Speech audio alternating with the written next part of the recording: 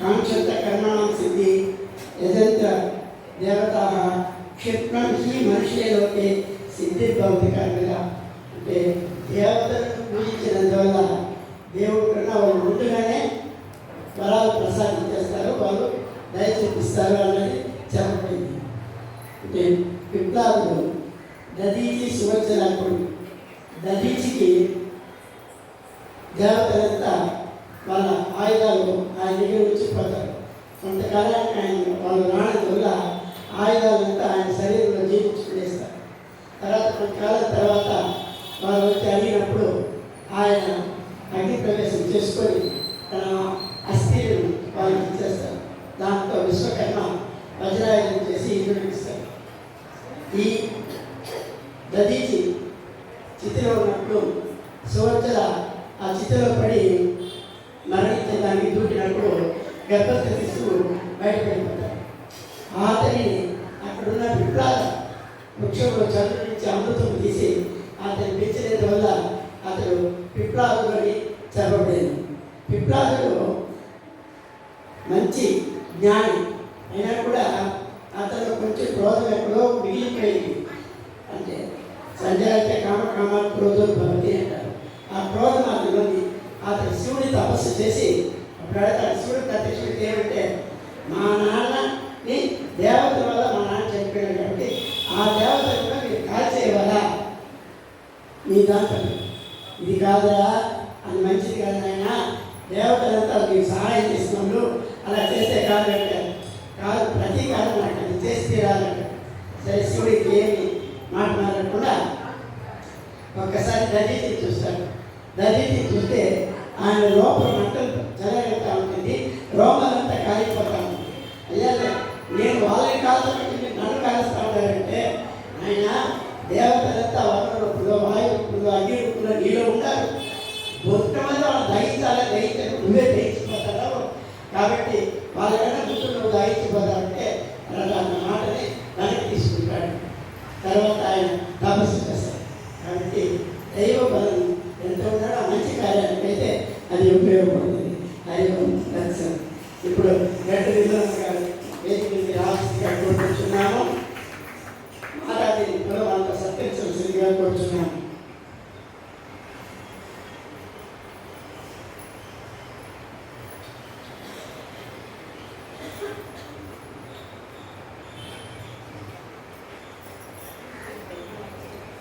హరి ఓం గురుభ్యో నమః.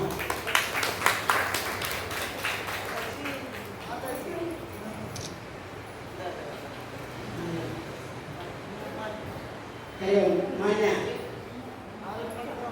రెండవ భగవద్గీత పిల్ల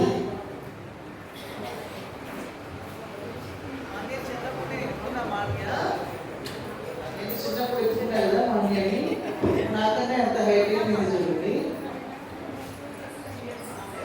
ఒకటినా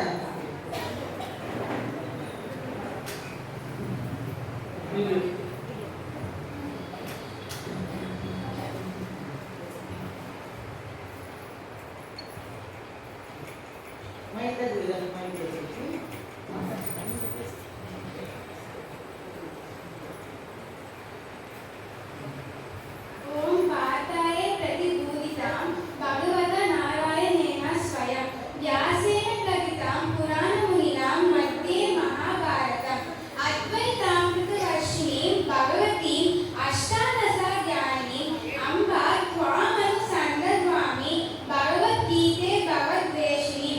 శ్రీకృష్ణ పరబ్రహ్మణే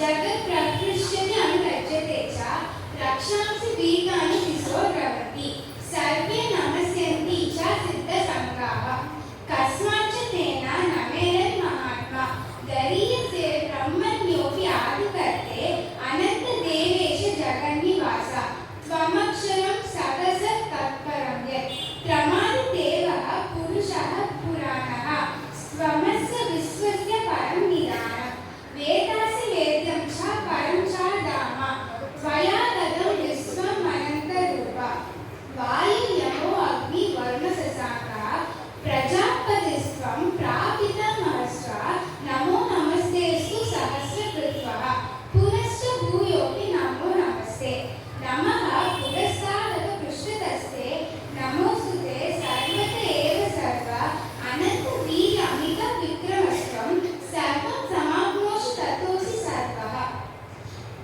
ततोऽसि सर्वः ॐ तत्सदिति श्रीमद्भगवद्गीतासु उपनिषत्सु ब्रह्मविद्यानां योगशास्त्रे श्रीकृष्णार्जुनसंवादे विश्वरूपसन्दर्शनयोगो नाम एकादशोऽध्यायः गीतामहत्यं दरोवाच भगवान् परमेशानः भक्तिरव्यभिचारिणी प्रारब्धं पूज्यमानस्य कथं भवति हे प्रभो श्रीविष्णु उवाच प्रारब्धं पूज्यमानस्य गीताभ्यासरतः सदा समुक्तस्य सुखी लोके कर्मणा नोपलिप्यते महापापानि पापानि गीताज्ञानं करोति चेत् क्वचित् स्पर्शं न कुर्वन्ति नलिनी जलमाम्बसम् ॐ तत्सत्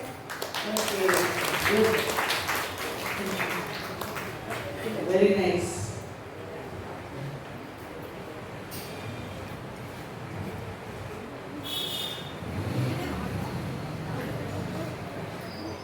ఒకసారి గట్టిగా క్లాప్స్ ఇద్దాము.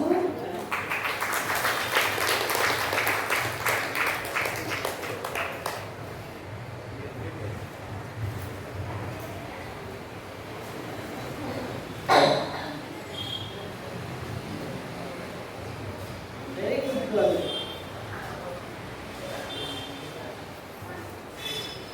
పాప అక్కడ నుండి వచ్చింది కదా,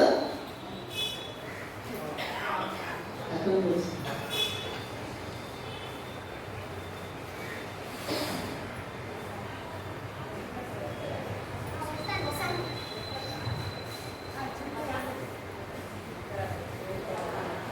మాట్లాడుతున్నాను, మీరు ఉసు ఉసు ఉసు మాట్లాడుతున్నారు కదా. నాకు చిన్న సౌండ్ కొంచెం తెలియని. ఇంకెవరు ఉన్నారా చెప్పేవాళ్ళు? ఒక అమ్మాయి ఉంది, చెప్పేమనండి. ఇప్పుడే చెప్పేమనండి. వాళ్ళ మైక్ పెట్టినా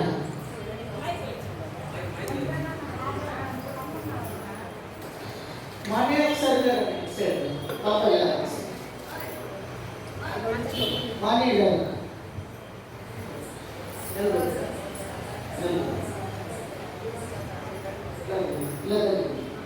పాప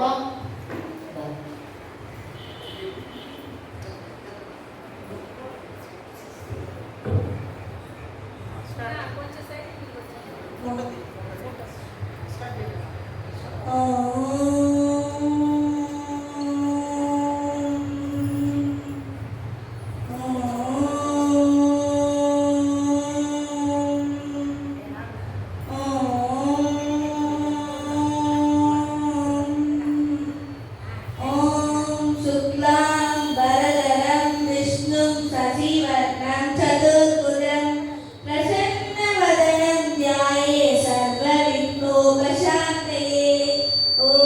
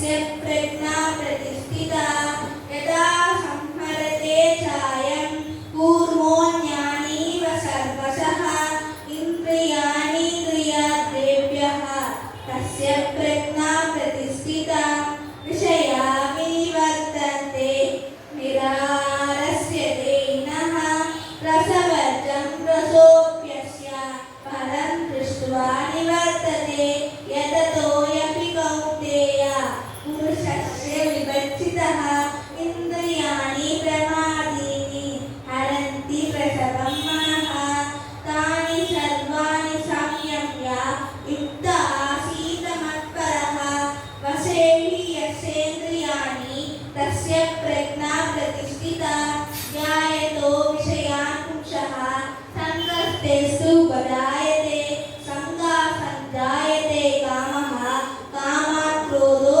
विजायते क्रोधात् भवति सम्मोहः सम्मोहात् स्मृतिभ्रमः स्मृतिभ्रंशात् बुद्धिनाशो बुद्धिनाशात् प्रणश्यति रागद्वेषवियुक्तैस्तु विषयानिन्द्रियैश्चरन् आत्मवश्ये विधेयात्मा प्रसादमधिगच्छति प्रसादे सर्वदुःखानां हानिरस्योपजायते प्रसन्नचेतसो ह्यासु बुद्धिपर्यवतिष्ठते नास्ति बुद्धिरहितस्य न चायुक्तस्य भावना चा भावयतश्चान्ति प्रशान्तस्य कुतः सुखम् इन्द्रियाणां हि चरतां यन्मनोनो विधीयते तदस्य हरति प्रज्ञां वायुनावामिवाम्भसि तस्मात् तस्य महाबाहो विगृहीतानि सर्वशः इन्द्रियाणीन्द्रियार्थेभ्यः तस्य प्रज्ञा प्रतिष्ठिता यानिशा सर्वभूतानां तस्यां जागृति संयमी यस्यां जागर्ति भुक्मनि चानिशा पश्यतो मुनेः आपूर्वमानमचलप्रतिष्ठं समुद्रमापः प्रविशन्ति यद्वत् तद्वत् कामाय प्रविशन्ति सर्वे शशान्ति माप्नोति न कामकामी विहाय कामान् यः सर्वान् पुमान् चरति निष्कुमः निर्ममो निरहङ्कारः शशान्तिमधिगच्छति एषा भ्रान्तिस्थितिः पार्थ नैनां प्राप्य विमुह्यति स्थित्वा श्यामन्तकालेऽपि ब्रह्मनिर्वाणमुच्यते हरि ओं तत्सत् इति श्रीमद्भगवद्गीतासु उपनिषत्सु ब्रह्मविद्यायां योगशास्त्रे श्रीकृष्णार्जुनसंवादे साङ्ख्ययोगो नाम द्वितीयोऽध्यायः दरोवाच भगवन् परमेशाना भक्तिरव्यभिचारिणी व्यारब्धमुद्यमानस्य कथं भवते प्रभु व्यारब्धं बुध्यमानोऽपि गीताभ्यासरतस्तदा समुक्तससुखी लोके कर्मणा नोपलिप्यते महापापादिपापानि गीताभ्यासरतस्तदा कुशिष्वश्चन कुर्वन्ति नलिनी दलाम्बसा हरि ओं तत्सत्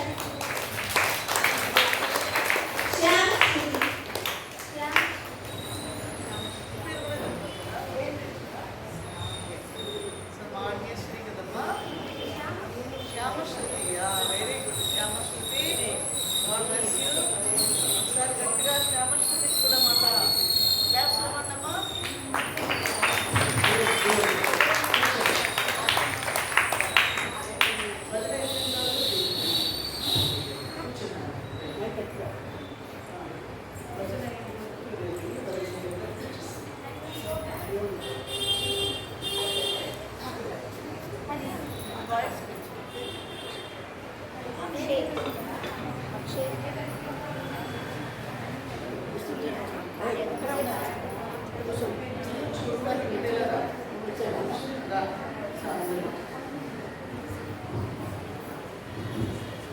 హరి ఓం తెలుసున్నా కొద్దిగా హై హరి ఓం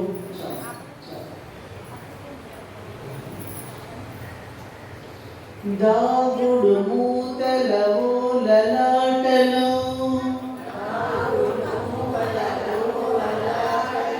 దాగినాడు నా రాముడు అతనిని చూడాలి నీ ఆటలో గెలవాలి నీ ఆటలో గెలవాలి అతనిని చూడాలి నీ ఆటలో గెలవాలి నీ ఆటలో గెలవాలి మిలమిల మెరిసే తారకలారా మింటను ఎగిరి మేఘములారా మీలో ఉన్నాడా రాముడు మింటను దాగాడా మీలో రాముడు మింటను దాగాడా దాగుడు మూతల ఓలలాటలో దాగినాడు నా రాముడు దాగుడు మూతల దాగినాడు నా రాముడు అతనిని చూడాలి నీ ఆటలో గెలవాలి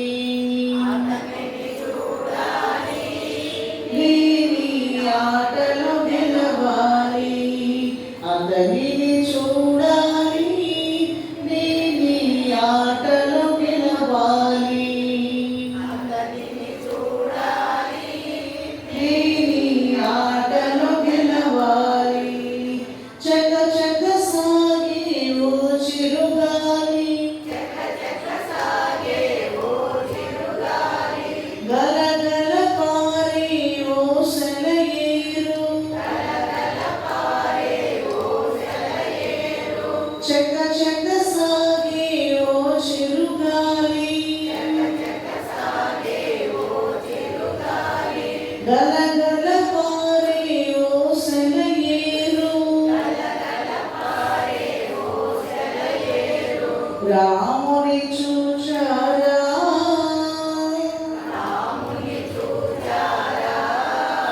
నా దేవుని చూచారా దాగుడు మూతల ఓలలాటలో దాగినాడు నా రాముడు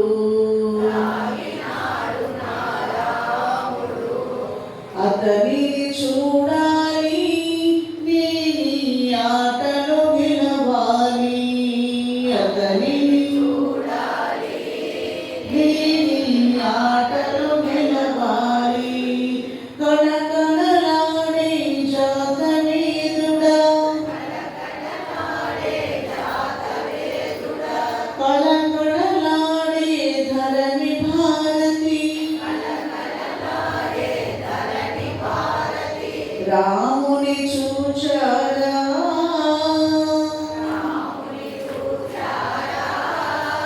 మీ ఇంటను దాగాడా మీ ఇంటను దాగాడా దాగుడు మూతల ఓలలాటలో ఓలలాటలో దాగినాడు నా రాముడు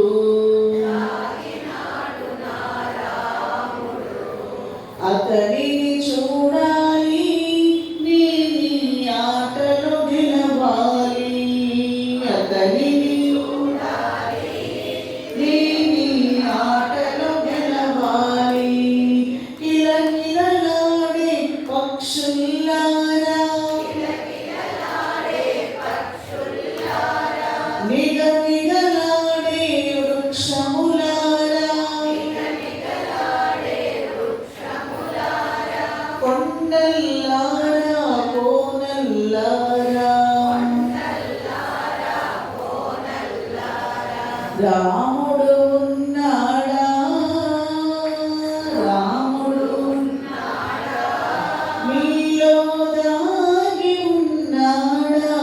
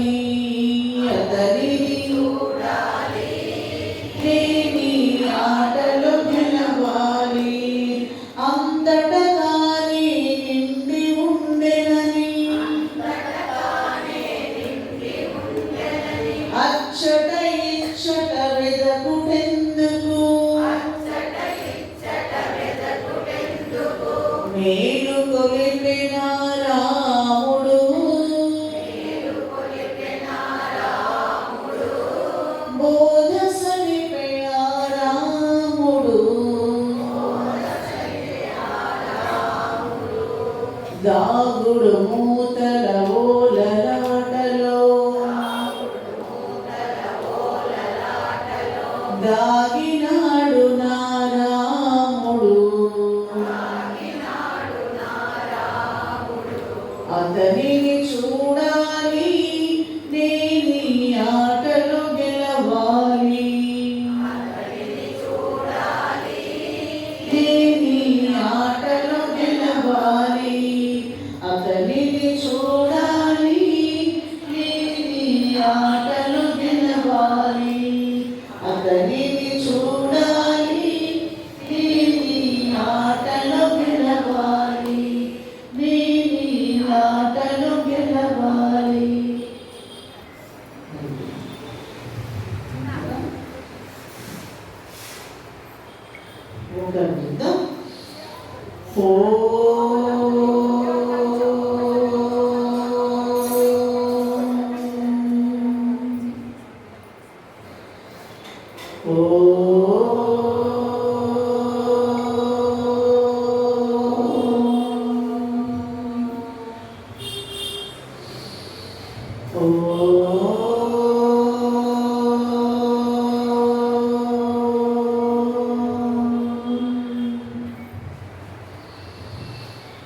ఓం సహనా భవతు సహనౌ భునక్తు సహ వీర్యం కరవావహై తేజస్వినావధీతమస్తు మా విద్విషావహై. ఓం శాంతి శాంతి. ఓం గురుర్బ్రహ్మా గురుర్విష్ణుః గురుర్దేవో మహేశ్వరః గురురేవ పరం బ్రహ్మ తస్మై శ్రీ గురవే నమః. ఓం పార్థాయ ప్రతిబోధితా భగవతా నారాయణేన స్వయం వ్యాసేన గ్రథితా పురాణమునినా మధ్యే మహాభారతం అద్వైతామృతవర్షిణి భగవతి అష్టాదశాధ్యాయిని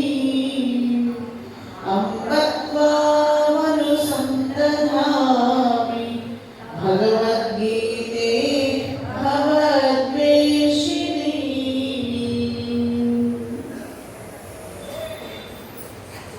16వ శ్లోకం 4వ అధ్యాయం. కిం కర్మ కిమ కర్మేతి కవయోప్యత్ర మోహితాః తత్తే కర్మ ప్రవక్ష్యామి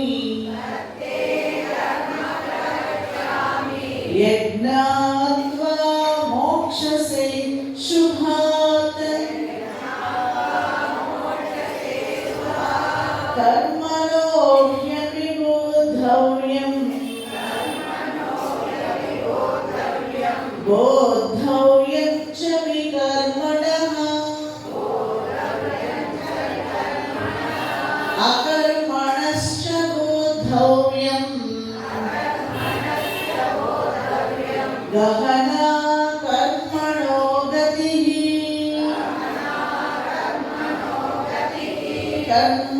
కర్మణ్యకర్మయః పశ్యేత్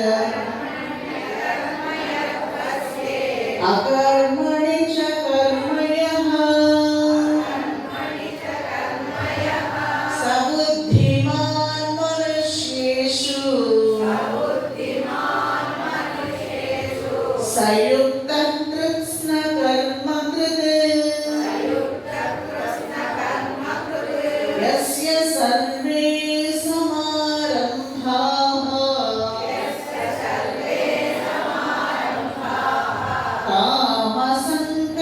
కామసంకల్పవర్జితాః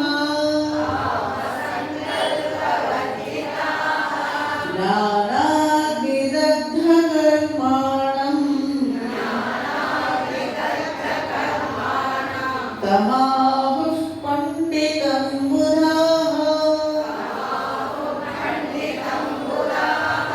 త్యక్త్వా కర్మఫలాసంగం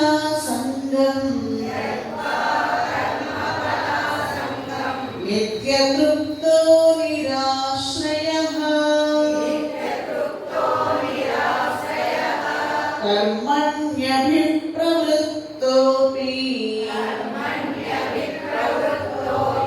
నైవ కించిత్ కరోతి సహ.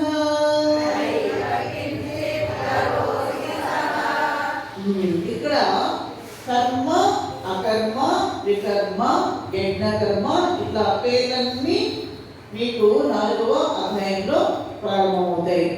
మామూలుగా జీవితం అనేటటువంటిది నిత్య నైమిత్తిక కర్మలతో ముడిపడి ఉంటుంది. ఎందుకంటే ఇక్కడ వేదం కురు కర్మత్వం కర్మజ్యాయోహ్య కర్మణః శరీరయాత్రాపిచతే న ప్రసిద్ధ్యేద అకర్మణః అని 3వ అధ్యాయంలో చెప్తారు. ఏంటి అంటే మనము ప్రతిరోజు కూడా ఇక్కడ కలుస్తాము. నేను కానీ మీరు కానీ ప్రతిరోజు కలుస్తాము. ఇక్కడ కలవడానికి అవకాశం లేదు. ఎందుకంటే ఒక యజ్ఞము అనుకున్నాం కాబట్టి ఒక వారం రోజులు మనందరం కూడా ఇక్కడ కలవాలని ప్లాన్ చేసుకున్నాం కాబట్టి కలుస్తాం కదా. అలాగే ప్రతిరోజు మనిషి ఏం చేస్తాడయ్యా అంటే ఉదయం లేవగానే మరి మంచినీళ్ళు తాగుతాడు, వాష్రూమ్కి వెళ్తాడు, స్నానం చేస్తాడు, ఇవన్నీ కూడా భోజనం చేస్తాడు కదా. వీటిని ఏమంటారయ్యా అంటే నిత్య కర్మలు అంటారు. ఇవి తప్పించుకోవడానికి అవకాశం ఉందా? అయితే రెండవది ఏంటి అంటే నైమిత్తిక కర్మ. Occasionally we are doing some more activities. వాటిని ఏమంటారు అంటే అప్పుడప్పుడు తీర్థయాత్రలకు వెళ్తూ ఉంటారు. తద్దినాలు రోజు పెడతారా, సంవత్సరానికి ఒకసారి పెడతారా? అంటే రోజు తద్దే పెడతారా? అలాగే ఎక్కడైనా ఏదైనా పెళ్ళిళ్ళు ఉన్నాయంటే అప్పుడప్పుడు పెళ్ళిళ్ళకి వెళ్తాను. రోజు పొడిచేటప్పుడు పెళ్ళిళ్ళు ఎవరు చెప్పండి. కాబట్టి ఇక్కడ నిత్య కర్మ ప్లస్ నైమిత్తిక కర్మ ఈజ్ ఈక్వల్ టు నియత కర్మ. ఇదే జీవితం అంటే. దీంట్లోనే మనిషికి సమయం అంతా గడిచిపోతుంది కదా. చాలా మంది అంటారు మా పనులు మేము చేసుకోవడానికి సమయం సరిపోవడం లేదండి, ఇంకా భగవద్గీత క్లాస్కి రావాలా, మేము టైం లేదండి, సాధన చేయడానికి టైం లేదండి. ఎందుకంటే దీంతోనే సమయం అంతా కూడా గడిచిపోతూ ఉంటుంది అనమాట. అందుకని ఏం చెప్పారయ్యా అంటే భగవద్గీతలో 12వ అధ్యాయంలో ఆయన క్లియర్గా తీసుకొచ్చారు ఆయన స్వామి. ఏంటంటే మై సర్వాణి కర్మాణి సన్యస్య అధ్యాత్మ చేతస 3వ అధ్యాయంలో నిరాశి నిర్మమో భూత్వా యుద్ధస్వ విగతజ్వర చెప్పారు కదా. దీని కనెక్షన్ ఎక్కడుందయ్యా అంటే 12వ అధ్యాయంలో ఉంటున్నాను. ఎందుకంటే మనస్సుని నాకే ఇచ్చేయి, బుద్ధిని కూడా నాకే ఇచ్చేయి. ఇలా ఎవరైతే సాధన చేస్తారో వాళ్ళు నాలోనే ఉంటారు. వాళ్ళు ఇంకెక్కడికి సంసార సముద్రంలో వాళ్ళు పడిపోరు. అయితే బుద్ధిని పెట్టాలి, మనసుని పెట్టాలంటే చాలా కష్టం అండి, మాకంత తీరిక లేదు. కాబట్టి కనీసము మీరు ఏదో ఒక రూపంలో ఏంటయ్యానంటే అదచిత్తం సమాధాతం నా శక్నోషి మైస్త్రం అభ్యాస యోగీన తతః మామిచ్చార్థం ధనంజయ. అంటే అంత ప్రయత్నం మీరు తక్కువ చేయలేకపోతున్నారు, ధ్యానం చేయలేకపోతున్నారు, యజ్ఞకర్మ చేయలేకపోతున్నారు. అంటే సమాజానికి ఉపయోగపడేటువంటి కర్మ కూడా చేయడానికి మాకు అవకాశం కలగట్లేదు నాయన. మరి ఈరోజు మీ గురించి అమ్మాయినట్టున్నా నేను అక్కడ ఆ మాతాజీ గురించి రోజు ఆమె జాబ్ పరంగా వెళ్తారట. సండే వచ్చి 2 hours ఎవరు మీరేనా? ఎవరు చెప్తున్నారు? ఇంకొక మాతాజీ ఎవరన్నా మీరేనమ్మా? అంటే ప్రతి ఆదివారం వచ్చి పిల్లలకి ఆవిడ తెలుగు నేర్పిస్తుందట, గ్రామర్ నేర్పిస్తుందట. అంటే వేరే వాళ్ళు అడగండి, మేము రోజు స్కూల్కి రాబోయేసరికి అయిపోతుందండి, ఆదివారం ఒకటేనండి మాకు ఉండేది. ఆ రోజు కొద్దిసేపు పడుకొని బట్టలు తుక్కొని ఐటమ్ వేసుకొని సామాన్ సర్దుకోవడానికి టైం అంతా అయిపోతుంది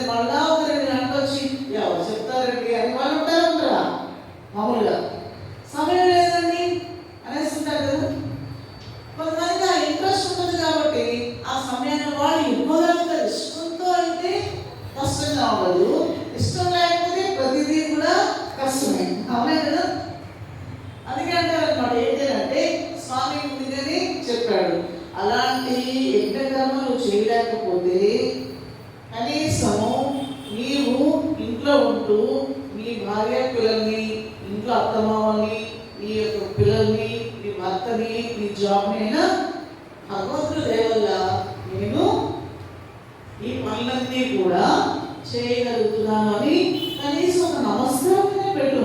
ఎవరికి? స్వామికి చాలు. కొంతమందికి ఎలా ఉంటుందంటే ధ్యానం చేయడం ఇష్టం ఉండదు, కానీ భగవత్ కర్మ చేయాలంటే చాలా ఇష్టంగా ఉంటుంది. అన్నదానం చేయమంటే వడ్డిస్తారు, పుస్తకాలు అమ్మి పెట్టాలి ఆయన అంటే దేవుడి కర్మ చేస్తారు.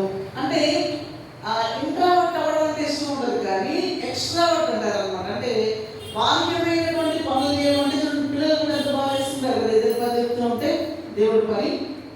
ఇంట్లో చేయని వాళ్ళు చిన్న విషయంలో వచ్చి నా దగ్గర చేస్తారు. నా దగ్గర పిల్లలు కూడా వాళ్ళ అమ్మ అంటారు, మా ఇంట్లో నాకు తీసి అలా చేయండి, మీ దగ్గర భలే మాట్లాడతారు, మాట్లాడి చేయాలంటే వాళ్ళు అలాగే చిన్నపిల్లల మనస్తత్వమే అలా ఉంటుంది కదా. అలాగే ఇక్కడ స్వామి చెప్పాడంటే నువ్వు సొసైటీకి వెళ్ళి, సమాజానికి వెళ్ళి నువ్వు సమయాన్ని ఇవ్వకపోయినా పర్వాలేదు, కానీ నీ ఇంట్లోనే నీవు ఉంటూ ఇది భగవంతుడి యొక్క ఆశీర్వచనం వల్ల నేను ఇలా చేయగలుగుతున్నాను స్వామి, నీ కృపా కటాక్ష వీక్షణాలు నాపై ప్రసరింపచేయి అని నమస్కారం చేసుకోవాలట కనీసం. అందుకే ఆ గ్రాటిట్యూడే ఇంటి ఇల్లాలు కావచ్చు, ఇంటి యజమాని కావచ్చు, కనీసం ప్రతిరోజు ఒక దీపాన్ని వెలిగించి పూజ చేసేటటువంటి సమయం కూడా మనకి లేదు అంటే ఒక దీపాన్ని ఒక్క నిమిషం దీపం వెలిగించడానికి పెద్ద టైం ఏమీ పట్టదు. అలా నమస్కారం చేసుకుని స్వామి ఈ ప్రాణం ఇలా నిలబడి ఉంది, ఈ పని నేను చేయగలుగుతున్నానంటే దానికి కారణం ఎవరు? నీ శక్తే కదా అన్నా కూడా చాలు. వచ్చే జన్మలో నీకు ఇంకా బుద్ధినిస్తాడు, నీకు సమాజపరంగా సేవ చేసినటువంటి అవకాశాన్ని భగవంతుడు నీకు కల్పిస్తాడు.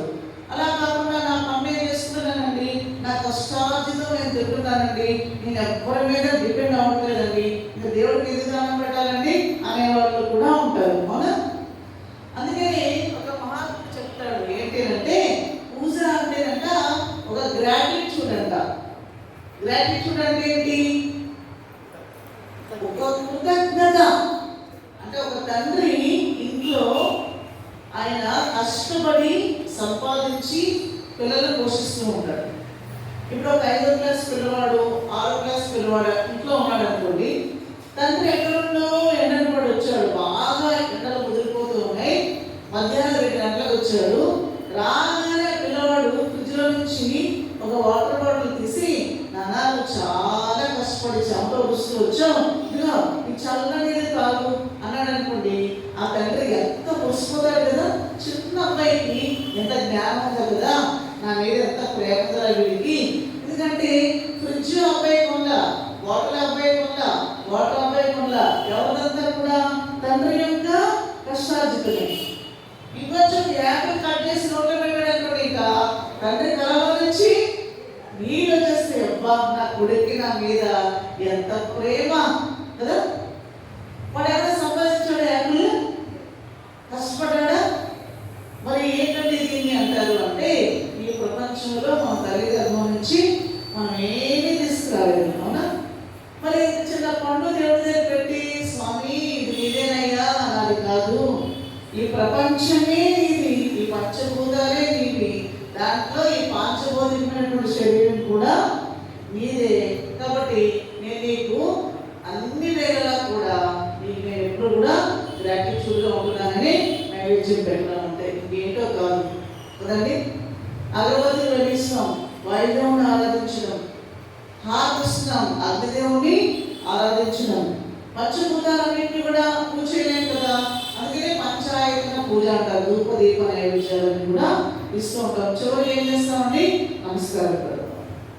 కాబట్టి అందుకని కర్మ చేయకుండా ఎవరు ఉండలేరు. కాకపోతే the work will be transformed into worship అంట. స్వామి వివేకానంద అంటారు, మనం చేసే పనిని సర్వ సమర్పణ భావంతో ఎవరైతే పరమాత్మకి అర్పణ చేస్తారో అది యజ్ఞకర్మ అయిపోతుంది అన్నమాట.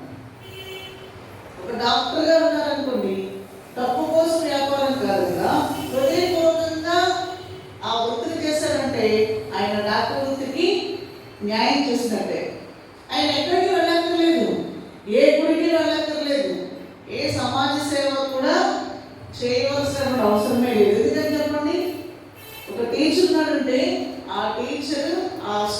ఉండేటటువంటి పిల్లలందరికీ కూడా చక్కగా మంచి పాఠాలు చెప్పి ఈ పిల్లలు రేపు పొద్దున దేశ భవిష్యత్ నిర్మాతలు అవ్వాలని హృదయంలో ఉండాలి, మంచి సంకల్పం ఉండాలి. అంటే వాళ్ళ సొసైటీకి వచ్చి ఎటువంటి సేవ కూడా చేయవలసిన అవసరమే లేదు. అలా కాకుండా అక్కడ ఫీ తీసుకుని, ఇంట్లో ఫీ తీసుకుని, ఇంకో చోట ఫీ తీసుకుని డబ్బు సంపాదించినటువంటి యంత్రాల కింద మారకూడదు. ఇదే భగవద్గీత మనకి బోధించింది. ఒక వ్యక్తి ఆయన ఊరిలో అలా నడుచుకుంటూ వెళ్ళేవాడు. ఎప్పుడు వాళ్ళు పెద్దవాళ్ళు విన్నారు, పూర్వీకులంతా కూడా విన్నారట. ఒక మాట వాళ్ళ దగ్గర నుంచి విన్నారనమాట. ఈయన ఏంటంటే కొంచెం ఊరికి దగ్గరలో ఒక పెద్ద కొండ ఉంది. ఆ కొండ దగ్గరకి మనం వెళ్తే కొండ అప్పుడప్పుడు ఇలాగా 2 ముక్కలు అవుతుందంట. అంటే 2 భాగాల కింద విడిపడుతూ ఉంటుందంట. అయితే ఆశ్చర్యం ఏమంటే ఆ విడిపడినప్పుడు అనేక వజ్రాలు వైడూర్యాలు అందులో ఉంటాయట అని వినేవాడట. చిన్నప్పుడు కదా పూర్వీకుల ద్వారా వినేవాడే. ఒకరోజు ఆయన ఏం చేశాడంటే గుర్రం మీద వెళ్ళాడు అనమాట. వెళుతూ వెళుతూ ఏం చేశాడు ఆయన చేతి కర్ర కూడా పట్టుకున్నాడు. ముసలాయన కొంచెం పెద్ద ఆయన, కర్ర లేకపోతే నడవలేడు ఆయన.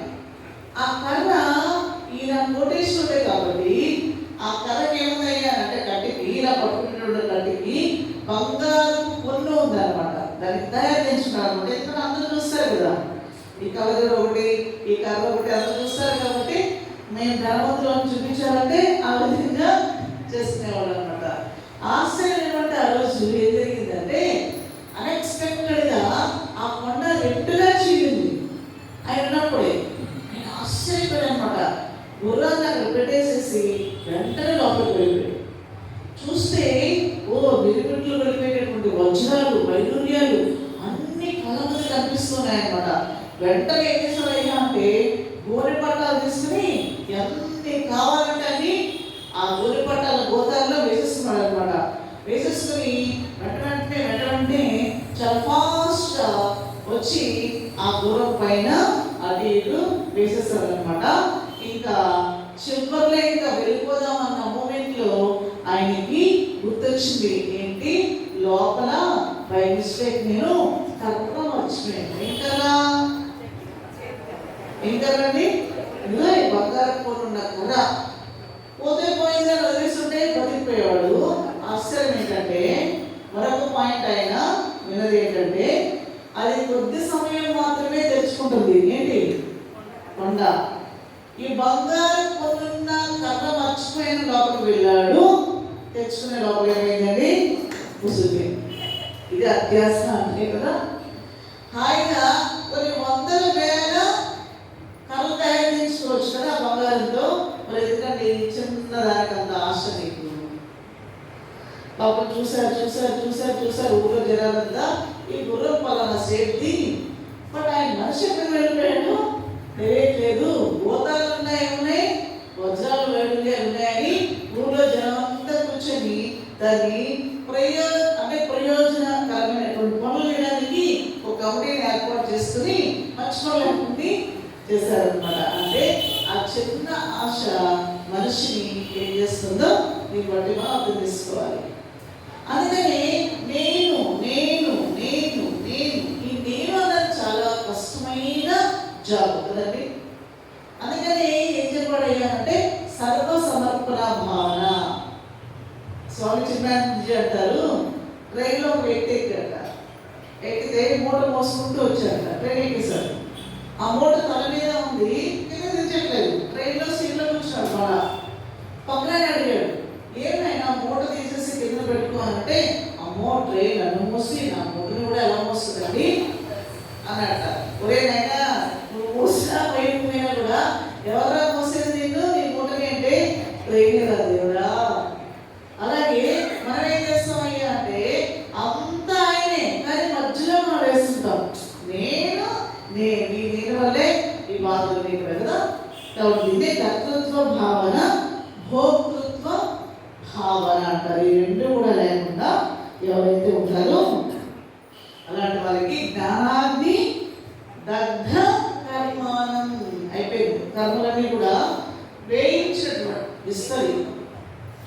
సంబంధించినటువంటి విత్తనాలు వేపిస్తాం, ఏమవుతాయండి? మొలకలు వస్తాయా? వేస్తే ఇంక మొలకలుగా అయిపోయాయి, వాటి సంగతి అంతా అయిపోయింది అన్నమాట. ఈ జన్మ కూడా అంతే. కాబట్టి నెక్స్ట్ ఇక్కడ 21వ శ్లోకం చూడండి. ఏంటంటే ఎలా మనం వర్క్ చేయాలి చేసేటప్పుడు చూడండి. 21 నిరాశీర్యత చిత్తాత్మా యక్త సర్వ పరిగ్రహః శారీరం కేవలం కర్మ కుర్వన్నాప్నోతి కిల్బిషం యదృచ్ఛాలాభ సంతుష్టః ద్వంద్వాతీతో విమత్సరః సమసిద్ధా వసిద్ధౌ చ కృత్వాపి న నిబధ్యతే. 21 చూడండి. నిరాశీర్యత చిత్తాత్మా యక్త సర్వ పరిగ్రహః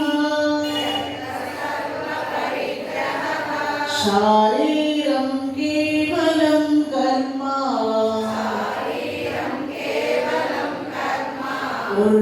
కుర్వన్నాప్నోతి కిల్బిషం. నిరాశి అంటే ఆశ లేనివాడు, యథచిత్తాత్మ మనస్సుని నిగ్రహించుకున్నటువంటి వాడు, అలాగే త్యక్త సర్వ పరిగ్రహ అంటే పరిగ్రహ బుద్ధిని వదిలిపెట్టేసినటువంటి వాడు. అంటే నాకేం కావాలి, నేనే బాగుపడాలి అనేటటువంటి ఆలోచన నుంచి బయటపడినటువంటి వాడు.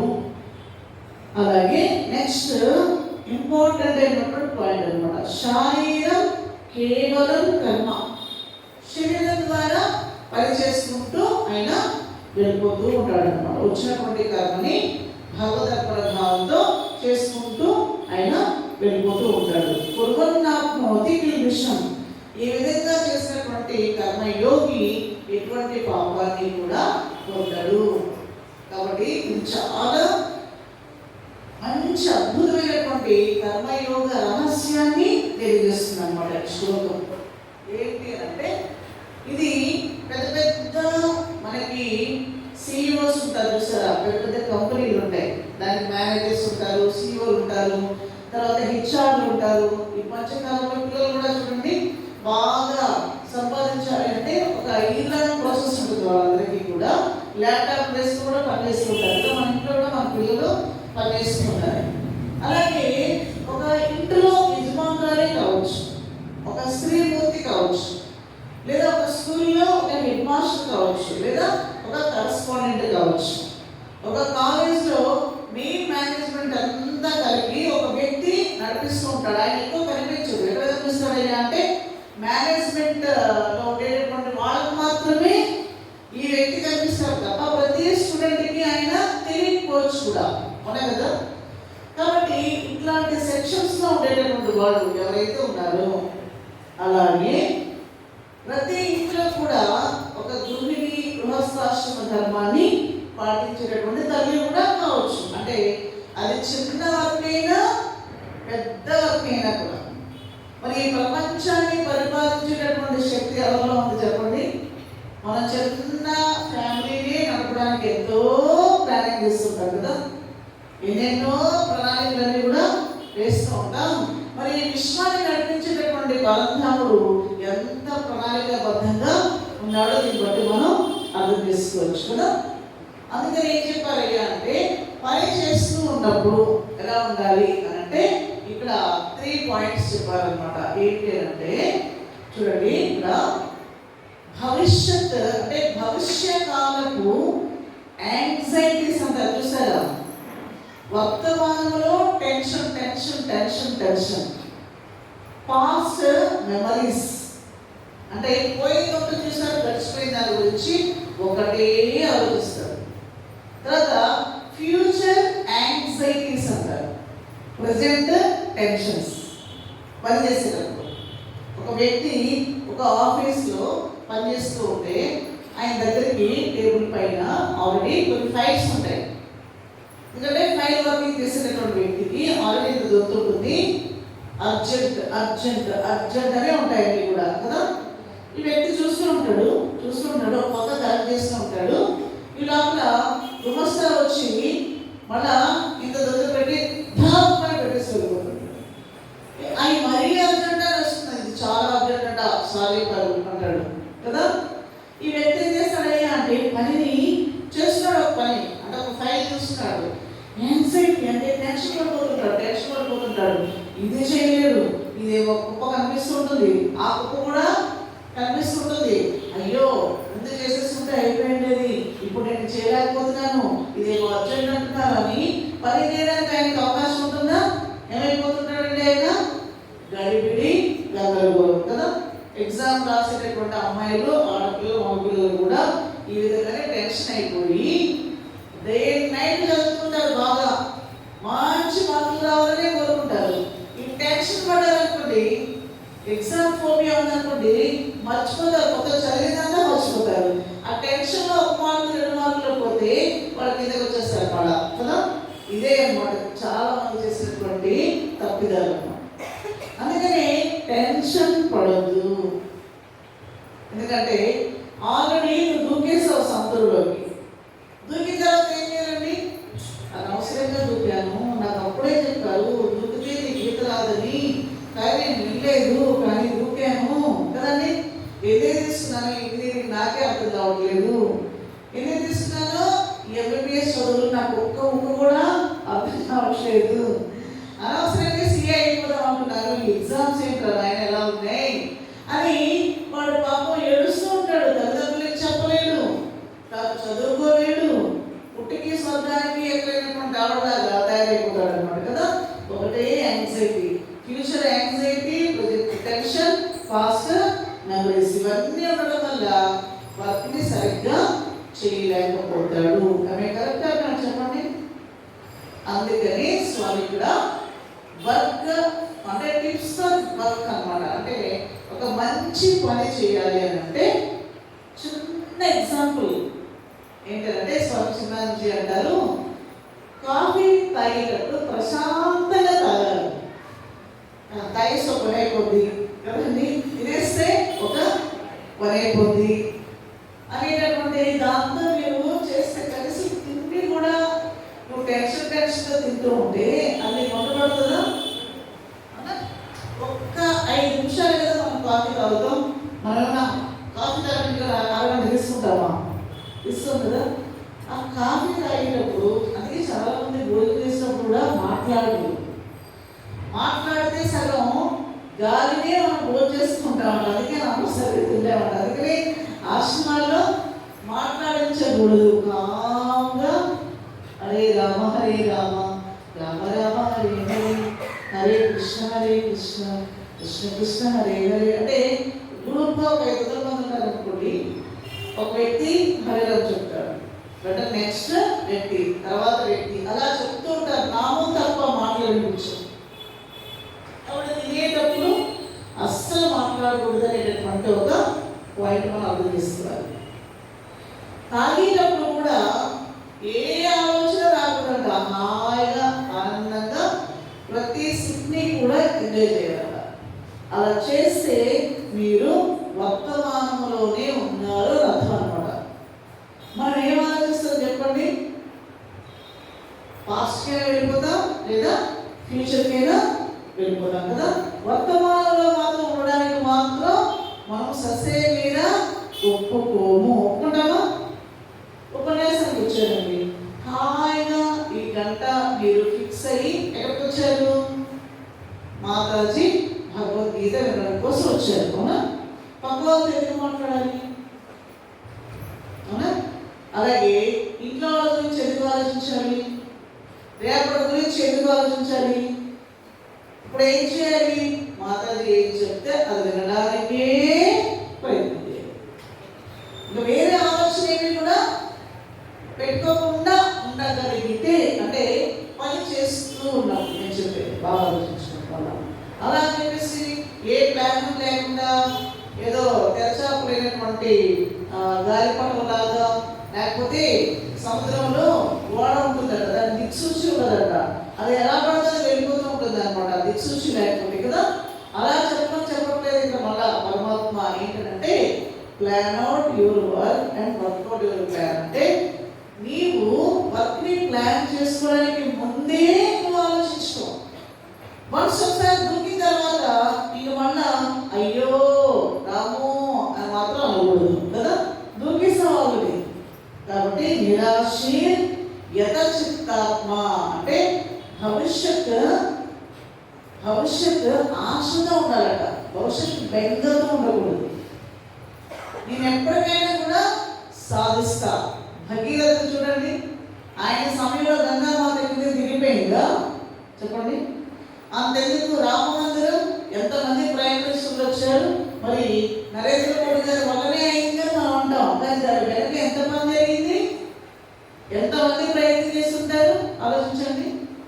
కాబట్టి భవిష్యత్తు బెంగ ఉండకూడదు, భవిష్యత్తు పైన ఆశ ఉండాలి. ఆశ లేకుండా మనం ఏ పని కూడా చేయలేము. అది కూడా ఎలాంటి ఆశ, మంచి ఆశ ఉండాలి. నేను ఎలా అయినా కూడా సాధిస్తాను అనేటువంటి ఒక తీవ్రమైనటువంటి ఆకాంక్ష అన్నారు. ఆకాంక్ష వేరు, అత్యాశ వేరు. అత్యాశ ఉండకూడదు, ఆకాంక్ష ఉండాలి.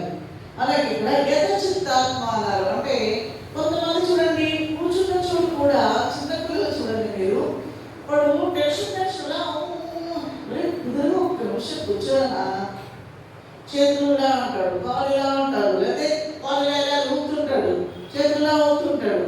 వాడికి ఏ పని లేదనుకోండి, కూర్చోరా ఒక నిమిషం. అలాంటి పిల్లలకి మేము ఏం చేస్తాం అంటే జపమాల ఇస్తాం.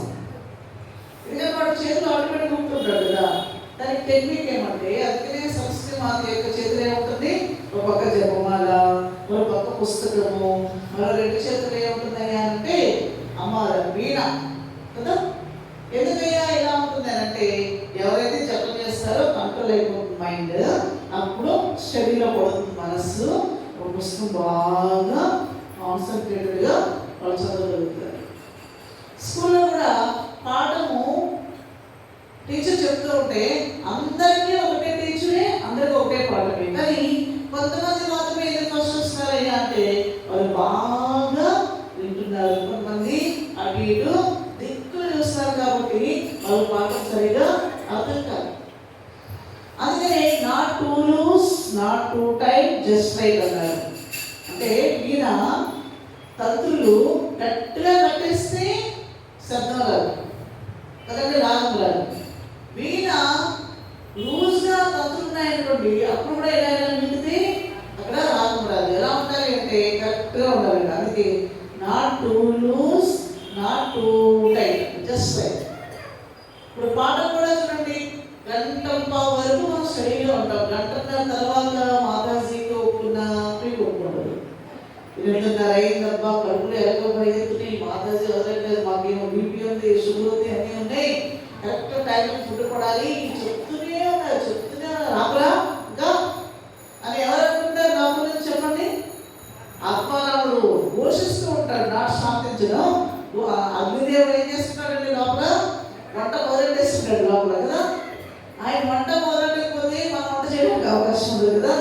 అందుకని అహంవైశ్వరు భూత్వ ప్రాణిన దేహమాశ్రిత ప్రాణాపాన సమాయుక్త పచామ్యన్నం చతుర్విధం. కాబట్టి అందుకని దేనికైనా ఒక టైం లిమిటేషన్ ఉంటుంది అనమాట. ఆ టైంలో మనము వర్క్ని మనం ఫిక్స్ అవుట్ చేయాలి, వర్కౌట్ చేయగలగాలి. కాబట్టి యథచిత్తాత్మ అన్నారు అంటే మనసుని కంట్రోల్లో పెట్టుకొని ఆ వర్క్ అయిపోయేంత వరకు కూడా శారీరం కేవలం కర్మ కుర్వన్ ఆప్నోతి విషయం. అంటే మనస్సుని శరీరాన్ని బుద్ధిని కూడా ఎవరైతే కర్మ మీద మాత్రమే ఫోకస్ చేస్తారో అలాంటి వాళ్ళకి కుర్వన్ ఆప్నోతి విషయం, వాళ్ళకి పాపాలు అంటపడము. ఎందుకంటే పని మొత్తం అయిపోయిన తర్వాత సర్వం శ్రీకృష్ణార్పణమస్తు ఏమంటారండి, ఒక అవ్వంట మొత్తం ఇలా కృష్ణార్పణ వస్తు అంటే మాకు ఉడిపిలో కృష్ణుడే తెచ్చి పడిపోయారు కోసం అంతా కూడా. ఆయన అప్పుడే స్నానం చేసి అభిషేకం చేసి మంచిగా అలంకరణ చేసుకుని పూలమాల వేసుకుని ధూపదీప నైవేద్యాలని పెట్టుకుని రెడీగా భక్తులకి సందర్శనార్థం అలా డోర్ ఓపెన్ చేద్దాం ఈ లోపల పూజారుల ఓపెన్ చేసే లోపల పుస్తకం వచ్చి ఏ పడిపోయిందని కష్టం వచ్చి పడిపోయింది అనమాట. ఏంటిది ఇలా జరుగుతుంది ప్రతిరోజు అని మహారాజు గారికి కంప్లైంట్ ఇస్తారు. ఆ మహారాజు ఇంకెంత వివేకం అయ్యారంటే ఈ నగరంలో ఏం జరుగుతుందో చూడండి, ఒక గంట కనపడండి అన్నాడు. కోపం వచ్చిందంట మహారాజుకి. వెంటనే ముసలమ్మ పొద్దున ఇల్లంతా చూసి సర్వం శ్రీ కృష్ణార్పణ వస్తే ఇల్లు పడిపోతున్నాను ఆయన మీద. అమ్మ నువ్వా భాగ్యమా అని వెంటనే ఏం చేశాట మహారాజు ఆవిడని కిడ్నాప్ చేస్తాడు. కిడ్నాప్ అంటే ఎత్తుకెళ్ళి చేస్తారో పెడతాడు. అంతేగాని బుద్ధిమాత్రం పనిచేయాల. అక్కడ కష్టం వేస్తే ఇక్కడ పడుతుందండి ఎంత గొప్పదో కదా అనే విషయం ఆయన మహారాజు బుద్ధిని కూడా అవ్వలేదనమాట. అదే అవివేకం అంటే కదా, దీన్ని అవివేకం అంటారు. అయితే స్వామి నేనేం తెలియదయ్యా, నాకు ప్రతిసారి కూడా సమస్య కృష్ణార్పణ వస్త్రంలో అలవాటు. భక్తి పని చేసినప్పుడు నా పని నేను చేసుకుంటున్నా, ఇలాంటి అవసరిస్తావు నాయన స్వామి వైకుంఠధామాలు కానీ నువ్వేం బాధపడతావా, నీకు నేను ఇదిగో గరుడ వాహనాన్ని పంపిస్తున్నాను, ఆ గరుడ పక్షులు ఎక్కేసి దా వైకుంఠానికి వచ్చేయి అని బొద్దుతోనే తీసుకెళ్ళిపోయాడు. ఆవిడ భక్తులుగా అందరూ ఎలా వెళ్ళిపోయారు? శరీరంతోనే. ఎవరికి శరీరంతో వెళ్తారా? అసలు ధర్మరాజుకి కుదరలేదు. ఏ యుగంలో చెప్పండి? ఏ యుగంలో? త్రేతాయుగంలో. కలియుగంలో ధర్మరాజుకి అంటే త్రేతాయుగంలో కుదరలేదు, కానీ కలియుగంలో భక్తులు గారు వెళ్ళిపోయాడు. ఆశ్చర్యం ఏంటంటే వాళ్ళ ఆవిడ కూడా పిలిచాక పొద్దునే వాళ్ళ విమానం వస్తుంది, ఎందుకంటే నువ్వు ధర్మపత్ని కదా, నీకు చెప్పేటటువంటి బాధ్యత నాకు దిద్దా వెళ్ళిపోదాం అంటే పడుకునే ఊరికి గోళ రాత్రిపూట ఒకటే నష్టపడతారు. ఎక్కడ విమానం వస్తుందా? రేపు పొద్దునే పిల్లలతో నేను పోషించుకోవాలి, వాళ్ళకి అన్నముద్ద పెట్టాలి, వంట చేయాలి, ఎప్పుడు ఏదో ఒక నస. ఆవిడకి ఏముందయ్యా? పౌడర్ అంటే నస. ఆవిడకి బతికేదా ఉంటే నస, గుస గుస కదా, నస నస అంటారు అనమాట. విమానం వస్తుందన్నా కూడా ఆవిడ బుద్ధికి తర్వాత తగ్గుతుంది. రాధా రాధా రాధా అంటే ఇంకేం రాదా, వెళ్ళిపోయాడు రాధా కదా. అంటే అవివేకం అలా ఉంటుంది అనమాట మనిషికి. పాపం అవ్వ గురించి అక్కడ ఉన్న వాళ్ళందరికీ తెలియచేద్దాం ఉద్దేశంతో కష్టం చేస్తున్నాడు ఆయన. ఎవరయ్యా? స్వామి కృష్ణుడు. కానీ వాళ్ళ బుద్ధికి అందరి ఇదే మాయ అంటే కాబట్టి పూర్వనాపనవుతి ఈ విషయం వాళ్ళకి జన్మ అంటూ ఉండదు. కానీ ఏదైతే తనకి యాదృచ్ఛికంగా వస్తుందో చూడండి, ప్రతి సెకండ్ చాలా అద్భుతంగా ఉంది శ్లోకం కూడా. యదృచ్ఛా లాభ సంతుష్టః ద్వంద్వాతీతో విమత్సరః సమసిద్ధావసిద్ధౌ చ కృత్వాపి న నిబధ్యతే గత సంగస్య ముక్తస్య జ్ఞానావస్థిత చేతసః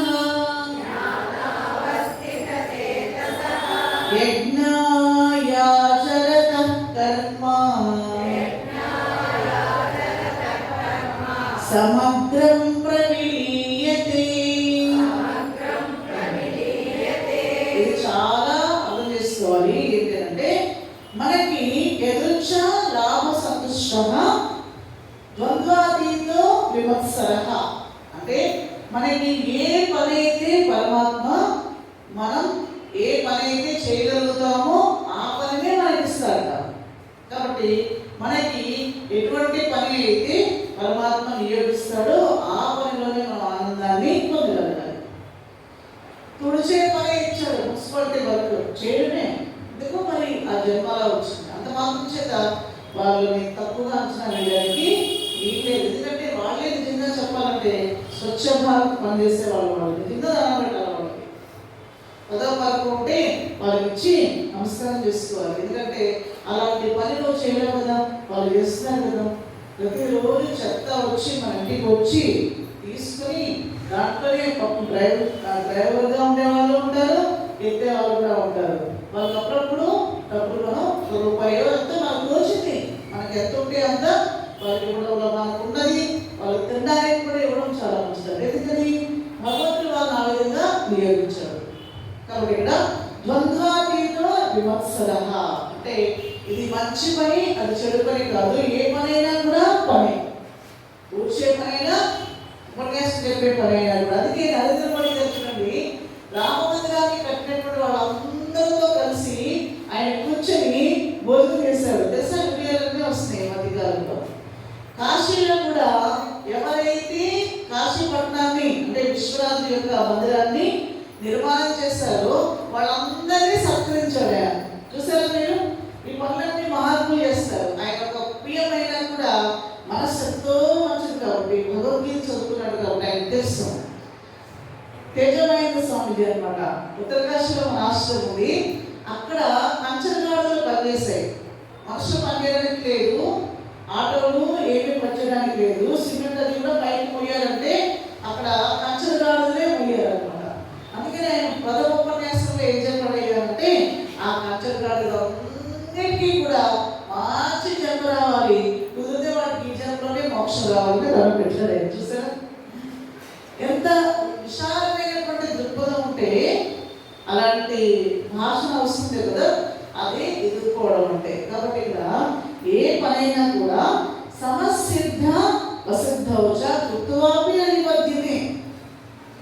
విమత్సర భావ, ఈర్షాభావం లేకుండా అబ్బా వాళ్ళు బాగా ఎదిరిపోతున్నారండి, నేను ఇలాగే ఉన్నానండి అంటే ఇంకా డిప్రమోట్ అయిపోతాను. అబ్బా వాళ్ళు నాకన్నా నా ముందు నుంచి వాళ్ళు ఎంతో స్థాయికి ఎదిగారు, నేను కూడా అలా ఎదగాలని కోరుకుంటున్నాను స్వామి, వాళ్ళు ఇంకా ఇంకా ముందుకు వెళ్ళాలని నేను కోరుకుంటున్నాను అనే భావన ఉందనుకోండి, ఈయన ముందుకు వెళ్ళిపోతాడు ఆయన కన్నా కూడా. చూసారా ఎంత ఆశ్చర్యకరమైనటువంటి విషయము. అందుకని ఏంటంటే ఎదిగేవాడు ఎప్పుడు కూడా ఒదిగే ఉంటాడు. అలాగే సమాజంలో కూడా ఎదుగుతూ ఉండే వాళ్ళని అలాగే 10వ అధ్యాయంలో చెప్తారు అనమాట. శ్రీమద్ ఉచితమేవా అని అంటే ఎక్కడైతే గొప్పతనం ఉంటుందో, ఎక్కడైతే విశాలమైనటువంటి దృక్పథం ఉంటుందో, అందుకే బాగా ఏమంటారు కూచిపూడి వృత్తి కానీ లేకపోతే భరతనాట్యం కానీ అద్భుతంగా వేస్తారు పిల్లలు. ఆ ఏజ్కి వాళ్ళు అలా వేస్తారంటే ఆ యొక్క తల్లి యొక్క కృపగా క్షమించినారే కదా. కాబట్టి ఆ కళకి నమస్కారం చేయాలంటాం మనం. కొంతమంది చిన్న పిల్లలైన కూడా అత్యద్భుతంగా సంగీతం పాడుతారు కదా, ఆ కళకి మనం నమస్కారం పెట్టాలి. అవునా? ఎంఎస్ సుబ్బలక్ష్మి గారు తమిళనాడులో కూడా పుట్టారు. ఆవిడ ఆమె చరిత్ర చదివితే చాలా ఆశ్చర్యంగా ఉంటుంది. చిన్మయానంద స్వామి దగ్గరికి వెళ్ళారనమాట ఆవిడ. చెన్నై మన చెన్నై విషయం ఉంది కదా, ఇక్కడ ఆ సమయంలో గురుదేవులు వచ్చినప్పుడు ఆవిడ వెళ్ళి నమస్కారం చేసుకుంటూ ఉంటే చిన్మయానంద స్వామి అన్నారట, ఏం తల్లి నువ్వు ఏమైనా వీణ మింగేసావా చిన్నప్పుడు అన్నారట. అంటే అంత సుస్వరంగా నీ గొంతు ఉంది కదమ్మా, సుశ్రావ్యంగా అంత అద్భుతంగా పాడుతున్నావు అంటే నీకు నేను శతకోటి వందనాలని అర్పణ చేస్తున్నాను. ఎవరైనా ఆయన మరి ప్రపంచవ్యాప్తంగా ఉన్నటువంటి స్వామీజీ. మరి ఎవరైనా ఒక శివుడు వేషం వేస్తున్నారనుకోండి, ఒక కృష్ణుడు వేషం వేస్తున్నారనుకోండి, పిల్లలు బాలిగారి పిల్లలు గురుదేవుల దగ్గర వచ్చి వాళ్ళు ఫోటో దిగడానికి వచ్చేవారట. వస్తే గురుదేవులు ఏం చేసేవారట, వాళ్ళ కాళ్ళు దండం పెట్టేవారట. కృష్ణయ్య, అన్నయ్య, రామయ్య అనుకుంటూ వాళ్ళ కాళ్ళకి గురుదేవులు నమస్కారం చేసేవారట. ఎందుకని వాళ్ళలో ఎవరిని చూసేవాళ్ళండి, ఆ రాముని చూసేవాళ్ళు. ఇది గొప్పతనం అంటారు. కాబట్టి సొసైటీలో మనకు వచ్చినటువంటి ఏ పనినైనా కూడా మనము ఇది తక్కువ పని అని అనుకోకుండా మంచి ప్రేమైన హృదయంతో మనం పని చేసుకుంటూ వెళితే ఏదో ఒక రోజున గొప్ప పని చేసేటటువంటి స్థాయి మనకి పరమాత్మ అనుగ్రహిస్తాడు. అది కూడా చెప్తున్నారు. తర్వాత చూడండి, గత సంగస్య ముక్తస్య జ్ఞానావస్థిత చేతసః అంటే ఏమన్నారు ఇక్కడ, దేనితోనూ సంగభావం లేకుండా సంసార విముక్తుడై ఏమన్నారు ఇక్కడ, జ్ఞానములో నిలిపినటువంటి మనస్సు కలిగినటువంటి వాడే. మనసు ఎక్కడ ఉండాలి? బుద్ధిపరంగా ఉండాలి. మనసు ఎప్పుడు ఏం చేసుకుంటున్నాయి అంటే సంశయ స్వభావాలు ఉంటాయి అన్నమాట. మనసుకి యాక్సెప్ట్ చేయలేదు దేనికి కూడా. అందుకని బుద్ధి బాగా విచక్షణ చేస్తుంది అనమాట. ఏది మంచిది ఏది చెడు అని ఆ స్థితిలోనే మనిషి ఉండాలి. అప్పుడు సమగ్రం ప్రవీణ్యతే. అలాంటి వ్యక్తి లోక సంగ్రహం కోసమే ఆయన పనిచేయగలుగుతాడు. అందుకని జనక మహారాజు యాజ్ఞవల్క్య మహర్షి ఆయన దగ్గర శిష్యులందరూ ఉన్నారట. జనక మహారాజు వస్తే తప్ప పాఠం ప్రారంభించేవాడు కదట వాళ్ళ గురువు గారు. అప్పుడు శిష్యులందరికీ కోపం వచ్చేదారు. మేమంతా బ్రాహ్మణులే కదా, ఈ మహారాజు వచ్చేంత వరకు కూడా ఈ గురువుగారు ఏమిటి అస్సలు పాఠం ప్రారంభించడు అని వాళ్ళకి కొంచెము ఈర్ష్యాత్మ వచ్చిందన్న. ఒకరోజు ఏమైందంటే ఒక మాయ సదృశంగా అంటే జనక పట్టణం తగలబడిపోతున్నట్టుగా చూపించేశాడు అనమాట గురువు గారు. ఈ లోపల జనకుడు నైనా మీ రాజ్యం తగలబడిపోతుంది రానైనా అంటే పొద్దు పోనీ గురువు గారు తగలబడిపోతుంది కదా, మనం వెళ్ళి ఎప్పుడు ఆపుతామో పొద్దు తగలబడిపోతుంది, ఆపడానికి కూడా వీలు లేకుండా ఉంది అని కూర్చున్నారు. కూర్చుంటే ఈ శిష్యులు గారు చూసారా వాళ్ళు మాత్రం పరిగెత్తారట. ఎందుకంటే మా గోచిపోతలన్నీ ఆరబెట్టుకున్నామండి, అవి ఎక్కడ కాలిపోతాయో అని పరిగెత్తుకు వెళ్ళారట. అప్పుడు చెప్పారట మళ్ళా మామూలు అయిపోయింది. గురువుగారు ఇదేమిటంటే నా మాయగానైనా చూడు, ఆయన జరగబాటులో తగలబడిపోతున్నా కూడా ఆయనకి ఏమనిపించలేదు, మీకు మాత్రం గోచిపోతలు మాట్లాడిపోతున్నాయని పరిగెత్తారు. ఇదే మాయ అంటే కదండి. కొన్నిసార్లు పెద్ద పెద్ద నష్టాలు కలుగుతాయి. పాపం అనిపిస్తుంది మనకి. సడన్గా యాక్సిడెంట్స్ అవుతాయి. ఇంట్లో వాళ్ళు వెళ్ళిపోయి ఉంటారు, మళ్ళీ ఇంట్లో వాళ్ళు ఎవరైనా సడన్గా వెళ్ళిపోయి ఉంటారు. ఆ సమయంలో అది పెద్ద అగాధమైనటువంటి పరిస్థితి, వెంటనే జీర్ణించుకోలేదు ఎవరైనా కూడా. కానీ ఆ స్థితి నుంచి బయటపడడం అనేటటువంటిది ఎవరికైనా సాధ్యం అంటే ఒక ఆధ్యాత్మిక సాధకుడికే సాధ్యం. మిగతా వాళ్ళు ఎవరు కూడా మనుషులు కాలేదు. తర్వాత వాళ్ళు అనారోగ్యం పాలైపోయి తొందరగా మృత్యు వద్ద పడిపోతారు అనమాట. ఎందుకంటే ఆ సత్యాన్ని జీర్ణించుకోవడం చాలా కష్టమైనటువంటి విషయం. తల్లికైనా తండ్రికైనా ఎవరికైనా భార్య భర్తకైనా. ఎందుకంటే సొసైటీలో సమాజంలో మనం బతుకుతున్నాం కాబట్టి ఎక్కువ అటాచ్మెంట్ ఉంటుంది కాబట్టి దాని నుంచి బయటపడడం చాలా కష్టంగా మనకి అనిపిస్తుంది. అందుకని పరమాత్మ అంటున్నాడు అనమాట, ఎప్పుడు ముక్తత్వ స్థితిలోనే ఉండు, ముక్తత్వ స్థితిలోనే ఉండు అని. కాబట్టి ఇప్పుడు మనం చేసినటువంటి ప్రతి పని కూడా ఈ శ్లోకము రోజుల దగ్గర కూడా ఈ మంత్రాన్ని మనం చెప్పుకుంటూ ఉంటాము. పిల్లలకు కూడా నేర్పించాలి. కుదిరితే వాళ్ళు ఈ మంత్రం చెప్తే తినగలగాలి భోజనం. అయితే మనం అనుకుంటాం మన ఇంట్లో అయితే నిష్ట మడి ఆచారంతో చేసుకుంటాం కదా, కొన్నిసార్లు హోటల్స్కి వెళ్ళి తింటూ ఉంటాం, చాలా అంటే కొంచెం ఫ్యాషన్గా కూర్చొని తింటూ ఉంటాం. అప్పుడు కూడా ఎలాగైనా అప్పుడు కూడా చెప్పమంటారా, అప్పుడు కూడా చెప్పాల్సిందేనా అని అనుకుంటారు. దానికి సమాధానంగా మాతాజీ చెప్పేవాళ్ళు ఏంటంటే, ఇంట్లో ఉన్న తల్లిని మీరు బాగా అభివృద్ధి అవ్వాలి, మీరు మంచి స్థాయికి రావాలని ప్రేమతో చేసుకోండి. హోటల్లో అయినా ఇంకో దోశ చేసుకుంటావా అని అడుగుతాడా, డబ్బుగట్టు దోశ డబ్బుగట్టు దోశ అంటాడు. అదే తల్లి అయితే ఇంకొకటి తింటరా, ఇంకో ఇడ్లీ తింటరా కదా, పురాదం ఏమన్నా తింటే ఇడ్లీ తిని మాతాజీ అంటుంది. వేరే వాళ్ళు అయితే అంటారు హోటల్ వెళ్ళాలనుకోండి, నేను ఒకవేళ ఇంకో ఇడ్లీ తింటాను అంటాడు. వచ్చాయినా ఎందుకంటాడైనా డబ్బులు కడితే వేస్తాడు. ఇంకొక మాట ఏంటంటే ఆ వంట చేసే ఆయన హోటల్లో ఇంట్లో బాధలు ఉన్నాయి, లేదా భార్య పెట్టింది, లేదా భార్యకి బాగలేదు, ఏడ్చుకుంటూ చేస్తాడు. యజమాని నాకు ఈరోజు సెలవు పట్టే ఇవ్వలేదు వచ్చి అనుకుంటూ వంట చేస్తున్నాడు, ప్రమాణం చేస్తాడు. దోశ మన ఇంట్లో కానీ హోటల్లోనే బాగుంటుంది దోశ. కానీ దాంట్లో ఏమున్నాయా, ఏడుపే ఉంది, ఏమన్నా లేదా ఏడు. మరి ఆ ఏడుపు అంతా తింటే మనకి ఏమొస్తున్నాయా, అందుకే జబ్బులు వస్తాయి. హోటల్లో తింటే బయట తింటే జబ్బులు వచ్చి ఎందుకు అయ్యాలంటే అందుకే కదా. కంటికి ఇంట్లో తినడానికి అవకాశం లేకపోతే బయట ఫుడ్ తింటూ ఉన్నాడు అనుకోండి, ఒక 6 నెలలకి ఈ వ్యక్తికి రకరకాల జబ్బులు వచ్చేస్తుంది. ఎవరే కదా తీర్థయాత్రకి వెళ్ళి వచ్చిన తర్వాత చూడండి మనం ఏమైపోతాం, పడిపోతాం. అదే ఎంత కష్టమైనా బయట మాత్రం కోల్పోకుండా ఇంట్లో ఏమిస్తారు పట్టుకొని వెళ్ళిపోతారు. నేను ట్రైన్స్లో కూడా ఎందుకంటే ఆ ట్రైన్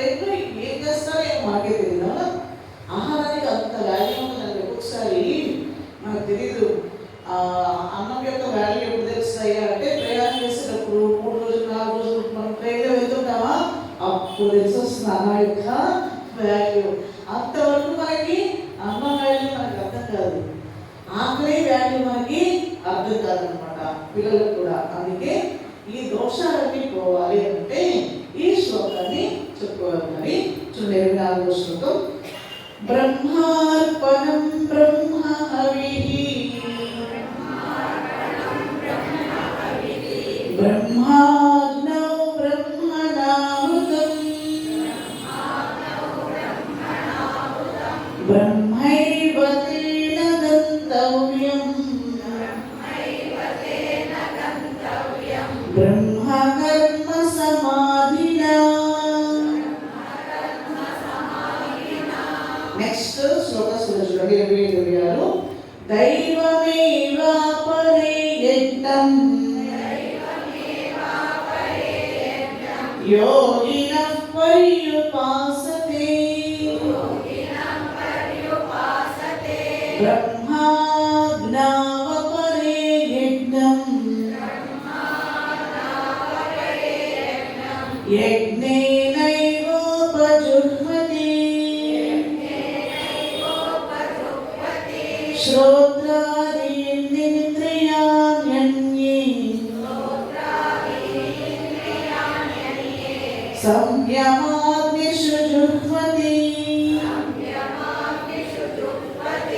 శబ్దాదీన్ విషయాన్యన్యే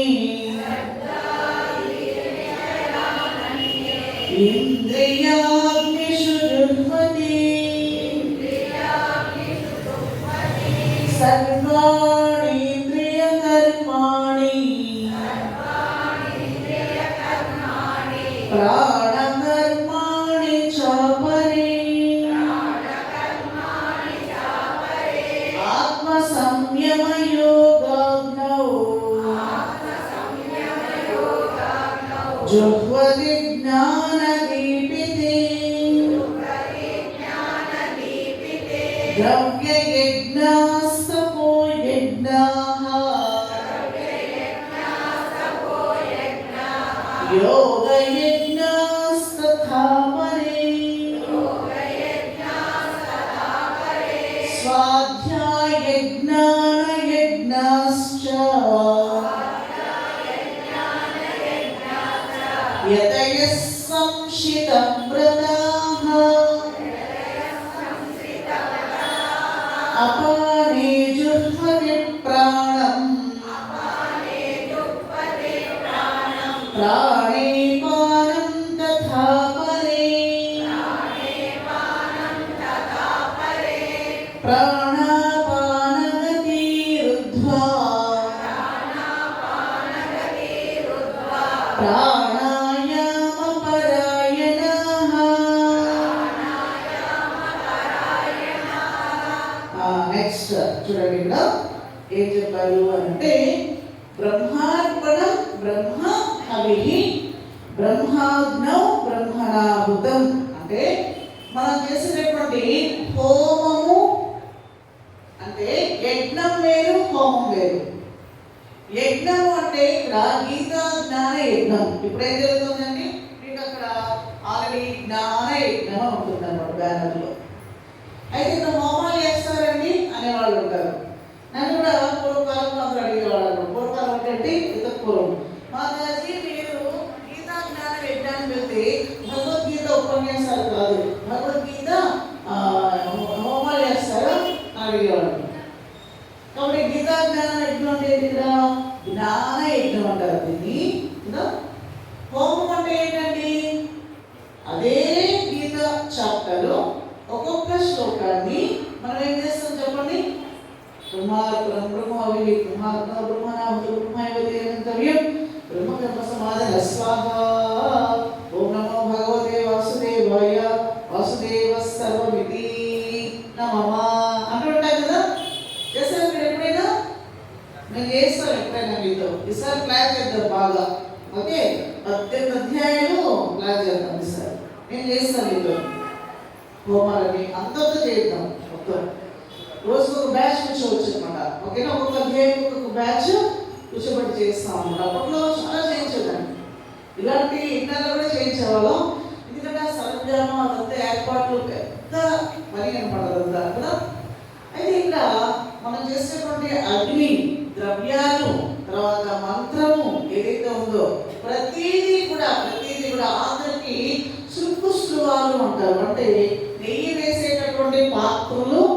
ఆ నెయ్యి వేసినప్పుడు తెడ్లు అంటారు చూసారా, ఇట్లా రెండు కలిపి ఇలా పెట్టి హోమాలు చేస్తుంటారు అన్నమాట. అదంతా ఒక ప్రాసెస్ దానికంతా. కాబట్టి ప్రతిదీ కూడా ఏమిటంటే బ్రహ్మార్పణం, బ్రహ్మాగ్నౌ బ్రహ్మణాహుతం బ్రహ్మైవతేన గంతవ్యం బ్రహ్మకర్మ సమాధిన సర్వం బ్రహ్మమయం బ్రహ్మ. అందుకే ఏమంటారు, ప్రతిదీ కూడా సర్వం బ్రహ్మమయం ఏమన్నారు అక్కడ, తేరే అన్నారు. సదాశివ బ్రహ్మేంద్రయుడు అనమాట. అంతా కూడా బ్రహ్మమే బ్రహ్మమే బ్రహ్మమే. ఆఖరికి అన్నం కూడా బ్రహ్మమే, చేసేవాడు కూడా బ్రహ్మమే, వంట చేసేవాడు బ్రహ్మమే, ప్రసాదం పెట్టేవాడు కూడా బ్రహ్మమే. ఆ ప్రసాదాన్ని బ్రాహ్మణుడు ఉచ్చరిస్తూ ఆగిలో వేస్తున్నప్పుడు కూడా బ్రహ్మమే. కాబట్టి ఈ బ్రహ్మానికి అగ్నిదేవుడు లోపడున్నాడు కదా, ఆయనకి ఏది పడితే అది లోపలికి మనం పంపించకూడదు. పంపిస్తామా? మరి లోపల ఉన్నారు ఆయన, అగ్నిదేవుడు ఉన్నాడు బ్రహ్మ. ఆయనకి మనం వేసినప్పుడు అంత అందుకే మంచిగా తాగుతున్నాడు, మనసులో ప్రయత్నం చేయాలట. స్వామి నీకు నేను వేస్తున్నాను. అందుకని ఇక్కడ పాత్ర శుద్ధి, పదార్థ శుద్ధి, పాక శుద్ధి అన్నారు అనమాట. అలాగే వస్తు శుద్ధి, ప్రతిదీ కూడా శుద్ధంగా ఉండాలి. అప్పుడు మనకి చాలా వరకు ఏం చేస్తామయ్యా అంటే సంపాదించడం కూడా న్యాయంగానే సంపాదిస్తాం, తినేది కూడా భగవంతుడికి అర్పణ చేసుకుంటూ మనం అక్కడ తింటాం. అప్పుడు ఏమవుతుందయ్యా అంటే ప్రశాంతంగా ఉంటుంది కదా. లేకపోతే చూడండి గజిబిజి గందరగోళం. మనకి పడని ఆహారం తిన్నామంటేనే మనకి ఎంత బాధగా ఉంటుంది కదా, కడుపులో గడిబిడి అయిపోతుంది కదా. కాబట్టి ఏది కావాలి, ఏది తినాలి, ఎలా ఉండాలి, ఎలా వ్యవహరించాలి, యుక్తాహార విహారస్య యుక్త చేష్టస్య ధర్మస్సు అంటే నిద్రపోవడం లేవడం ఆహారం తినడంలో కూడా సాధన అనేటువంటిది ఆధారపడి ఉంటుంది అనమాట. అందుకని ఇక్కడ స్వామి ప్రతిదీ కూడా బ్రహ్మమయం జగత్తు చేసుకోండి అని ఈ శ్లోకం ద్వారా మనకి తెలియజేస్తారు. అలాగే ఇక్కడ నుంచి యజ్ఞము అన్నారనమాట. కొందరు యోగులు ఏం చేస్తారట, దైవ యజ్ఞాన్ని చేస్తారట. దైవమే వాపరే యజ్ఞం అన్నారు. అంటే కొంతమంది బ్రహ్మమయ అగ్నిలో యజ్ఞం ద్వారా యజ్ఞాన్ని ఆచరణ చేస్తారు. ఇదంతా సీక్రెట్ పాయింట్స్ ఇవన్నీ కూడా నిరుక్తాలు అంటారు. అలాగే కొంతమంది శ్రోత్రాదీని ఇంద్రియాన్ని అన్యం అంటే ఇంద్రియాన్ని నిగ్రహం అనేటటువంటి యజ్ఞంలో అక్కడ ఉంచుతారు. ఇప్పుడు మీరు ఎలా ఉన్నారు అంటే ఎప్పుడు మాతాజీ ఆపేస్తే మేము మాట్లాడదామా అని ఎదురు చూస్తున్నారు. అంటే మీరు ఎంత కంట్రోల్డ్గా ఉన్నారు. వాక్ యజ్ఞం అంటే ఇదే అన్నమాట. పిల్లవాడు కూడా చూడండి ఎల్కేజీ క్లాస్లో కూర్చొని మీకు అర్థమవుతుంది. అప్పుడు మీకు సంయమం అంటే ఏంటో తెలుస్తుంది, నిగ్రహం అంటే ఏంటో తెలుస్తుంది. వాళ్ళు టీచ్ చేయడం అంత బాధాకరం ఎవరికి ఉండదు తెలిసిన. చిన్నపిల్లలు టీచ్ చేయడం చాలా కష్టమైనటువంటి బాధ్యత అండి, వెరీ వెరీ రెస్పాన్సిబిలిటీ. అందుకని నాకు టీచింగ్ అంటే బాగా ఇష్టం కాబట్టి నేను స్కూల్కి వెళ్ళేటప్పుడు ఆ LKG, UKG, nursery, pre nursery, half KG, 1 KG, 3 కేజీలు అంటారు సార్.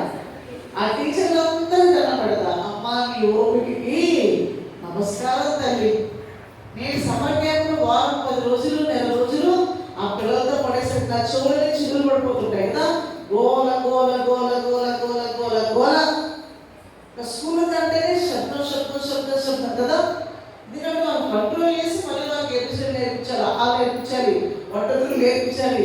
ఎవడేస్తారు వాళ్ళ ఫౌండేషన్. కాబట్టి మనకి ఆ ఏబిసిడి నేర్పించిన వాళ్ళు, ఆ నేర్పించిన వాళ్ళు, వంటలు నేర్పించిన వాళ్ళు, అమ్మ ఆవు ఇల్లు ఇగా నేర్పించిన వాళ్ళకి ధనం పెట్టాలి. ఇప్పటికీ కూడా మనం నిజంగా వాళ్ళకి మనం చాలా గ్రాటిట్యూడ్ చూపించాలి అవునా. కాబట్టి కొంతమంది ఏది వినాలో అది వినడానికే ప్రయత్నం చేస్తారు, అది యజ్ఞం. ఓకే, ఇప్పుడు మీరంతా కూడా వినడానికి ప్రయత్నం చేస్తారు. అంటే మీ చెవులు ఏ యజ్ఞంలో ఉన్నాయి? శ్రోత్రాది ఇంద్రియాన్ని కదా. వాక్ కంట్రోలు, చెవి కంట్రోల్, వినికిడి కంట్రోల్, ఫుడ్ కంట్రోల్ కదా. ప్రతిదీ కూడా కంట్రోలింగ్లో ఉండాలి. అంటే ఇది సాధన అన్నారు. ఇదే సాధన. నేను కూర్చోవడం కాదు అంటున్నారా, మీరు కూడా కూర్చొని వింటున్నారు అంటే మీకు ఆసన సిద్ధి ఉందా లేదా? ఆసన సిద్ధి. ఆసన సిద్ధి లేకపోతే అంతసేపు మీరు కూర్చోలేరు క్లాస్లో. ప్రతిరోజు వచ్చి కూర్చొని వింటున్నారంటే మీకు ఆ సిద్ధి భగవంతుడు పూర్వజన్మలోనే ఇచ్చాడు. అది మీరు అభ్యాసం చేసే ఉన్నారు కాబట్టి కూర్చోగలుగుతున్నారు. లేకపోతే ఒక క్షణం కూడా ఇక్కడ మీరు కూర్చోవడానికి అవకాశము మన శరీరము ఇవ్వదు. ఇస్తుందా? దట్టు సినిమా హాల్లో అయితే చెప్పండి మాట్లాడి 4 గంటలే కూర్చుంటారు, కానీ ఉపన్యాసం అంటే గంటన్నరే మా టైం. అవునా? ఒక స్వామి దగ్గరికి వెళ్ళి ఒక ఆవిడ పొరపాటు వెళ్ళింది అనమాట. హాఫ్ టైంలో రామకృష్ణ మఠానికి, చెన్నై అనుకోండి రామకృష్ణ మఠానికి. ఆ స్వామి అన్నారట, ఏమమ్మా మీ పక్కనే కదా ఇల్లు, రోజు మహారాజు వారికి మేము హారతిస్తాం కదా, పొద్దున వాళ్ళు ఒక టైమింగ్స్ ఉంటాయి వాళ్ళకి, హాయిగా వచ్చి హారతి తీసుకుని వెళ్ళొచ్చు కదా అంటే ఆ మాతాజీ అన్నారట, ఏం చేస్తాం స్వామీజీ, అంతా నా కర్మ, అంతా నా బతికిందే, అంతా నా కర్మ నా బతికిందే, నా కర్మ నా బతికిందే అంటున్నారు నిమిషానికి. అదేంటమ్మా అంటే ఎంత కూర్చోలేదు స్వామి అంటే నీకు చేయిస్తానమ్మా అన్నట. అయినా కూడా స్వామి అంతా నా కర్మ నా బతికిందే అంటున్నట నిమిషానికి. అబ్బాయి ఎంత కాంప్రమైజ్ చేసి చెప్తున్నా కూడా మరి ఏదో ఒకటి ఉంటుంది, ఏదో ఒకటి కాదు, అంతా నా కర్మ ఉంటుంది నా బతికిందే అంటుంది. మళ్ళా పక్కన ఆయన మనం ఉన్నాడట, మా నాన్నమ్మ స్వామీజీ రోజు కూడా టీవీ ముందే కూర్చుంటుంది మాతాజీ, జీటీవీ ముందు. దాంట్లో 6 గంటల నుంచి 9 గంటల వరకు కూడా సీరియల్ వస్తూ ఉంటాయి. దాంట్లో అంతా నా కర్మ నా బతికిందే అనే సీరియల్ చాలా బాగా చూస్తుంది స్వామీజీ అన్నట్టు. ఆవిడ చెక్క చేరేసుకుని హాయిగా 10 గంటల వరకు అన్ని సీరియల్ అయిపోయిన వరకు హాయిగా కూర్చుంటుంది. అప్పుడు మాత్రం వాడికి శరీర బాధలు ఏమి పనిచేయవు కదా. అందుకని స్వామి చెప్తున్నారు అనమాట, ఇది కూడా యజ్ఞమే, వినడం యజ్ఞమే, వాక్ సంయమనం కూడా యజ్ఞమే. ఆఖరికి మన చూడండి, ఇక్కడ సర్వాంద్రియ కర్మాని ప్రాణ కర్మాని చాపాలి. ఇక్కడ అన్ని ఇంద్రియాలు అంటే జ్ఞానేంద్రియాన్ని, కర్మేంద్రియాన్ని, ప్రాణేంద్రియాలు అంటే పంచ ప్రాణాలని, ఉప ప్రాణాలన్నింటినీ కూడా జ్ఞానంతో ఎవరైతే మనస్సంయమనం అనేటటువంటి అగ్నిలో నడచడం అంటే సెల్ఫ్ కంట్రోల్, మైండ్ కంట్రోల్ ఏదైతే ఉంటుందో అప్పుడు సెల్ఫ్ కంట్రోల్ ఉంటుంది అనమాట. మనస్సు మన వశంలోకి వచ్చిందంటే ఇంద్రియాలన్నీ కూడా మన వశంలోకి వచ్చేస్తాయి. అందుకే కాన్సన్ట్రేటెడ్గా కూర్చొని ఒక్కసారి ఒక జపమాల చేస్తే చాలు. మైండ్ అంటే ఇంద్రియాలని అన్నింటినీ మన కంట్రోల్లో పెట్టుకుని ఒక్కసారి 3 నిమిషాలు చెప్తే మన పుణ్యం వచ్చేస్తుంది. ఊరికలా పడుతుంది అటు చూసి అంటే వేస్ట్, ఆ చేయడం కూడా వ్యర్థం. అందుకని అంత కంట్రోల్డ్గా ఉండి ఏకాంతమైన ప్రదేశంలో ఎవరు మిమ్మల్ని డిస్టర్బ్ చేయకుండా అలాంటి ప్రదేశంలో కూర్చొని జపం చేయండి. తర్వాత మళ్ళా నెక్స్ట్ ఆయన మళ్ళా ద్రవ్యయజ్ఞ, సపోయజ్ఞ, యోగయజ్ఞ చెప్తూ కఠినమైనటువంటి నియమాలతో కొంతమంది ఏం చేస్తారు అంటే ద్రవ్యయజ్ఞాలు చేస్తారు, తపోయజ్ఞాలు చేస్తారు. 3వ పాయింట్ ఏంటంటే స్వాధ్యాయ యజ్ఞాలు అంటారు. స్వాధ్యాయ యజ్ఞం అంటే ఏంటి? ఇప్పుడు మీరు భగవద్గీత స్వాధ్యాయం చేస్తున్నారు కదా, ప్రతి శ్లోకాన్ని మీరు బాగా అర్థం చేసుకోవడానికి ప్రయత్నం చేస్తున్నారు. అందులో ఏముందో తెలుసుకోవడానికి ప్రయత్నించడమే ఇక్కడ స్వాధ్యాయ యజ్ఞం అని ప్రథమార్థం. ద్వితీయార్థంలో ఏంటంటే తనని తాను స్వ అధ్యయనం, ఇది స్వాధ్యాయం అంటే తనను తాను చదువుకోవడం. మీకు అర్థమైందా? శాస్త్రం ఎప్పుడు కూడా అది ఒక దర్పణం అంటారు. మనం ఒక అర్థం ముందుకు వెళ్ళి ముఖాన్ని మనం ఎక్కడైనా దేవుడు మచ్చలు ఉన్నాయా, ఏమున్నాయి, గుట్టెలా పెట్టుకోవాలి, ఇవన్నీ కూడా ఎవరి ముందు వెళ్ళి కరెక్ట్ చేసుకుంటాం వెళ్ళి అర్థం ఉంది అనమాట. అలాగే ఒక శాస్త్రం ఎందుకు అని అంటే మనల్ని మనం అర్థం చేసుకోవడం కోసమే శాస్త్రం చదువుకోవాలి. దీన్ని స్వాధ్యాయం అంటే స్వ అధ్యాయం అయితే స్వాధ్యాయం అంటారు. కాబట్టి ఇట్లా ఎవరైతే యతయ సంశయ గతాహ అన్నారు అంటే ఇక్కడ అర్థం చేసుకుంది. కొంతమంది ద్రవ్యయజ్ఞములు అన్నారు. ఇక్కడ ద్రవ్యయజ్ఞాలు అంటే చాలా మంది అనుకుంటారు అనవసరంగా డబ్బుని వెదజల్లడం అనుకుంటారు. ఎక్కడ అవసరం ఉంది, ఎక్కడ పెట్టగలిగితే మనకి పుణ్యం వస్తుందని కాదు, ఎక్కడ అవసరం ఉందో అక్కడ పెట్టగలుగుతారు. చదివించడం అక్కడ అవసరం ఉంది. ఇంట్లో వాళ్ళకి చాలా బిరుదం ఉంది, అది పెట్టడం తప్పులేదు కదండి. ఒక దేవాలయం కడుతున్నారు, ఒక ఆశ్రమం కడుతున్నారు, లేకపోతే ఒక అన్నదానం చేస్తున్నారు, లేకపోతే ఇలాంటివన్నీ కొన్ని అత్యవసరాలు ఉంటాయి. అవునా? ఒక దేవాలయానికి వెళ్ళాను నేను, మంచి దేవాలయం కట్టారు. ఒకరు వచ్చారు, మాతాజీ మేము ధ్వజస్తంభానికి మేమే డబ్బులు ఇచ్చాం మాతాజీ అన్నారు. సరే, చాలా మంచి సంతోషమైన, ఎందుకంటే ఒక్కసారి కదా ధ్వజస్తంభం పెడతారు, మళ్ళా పెడతారా?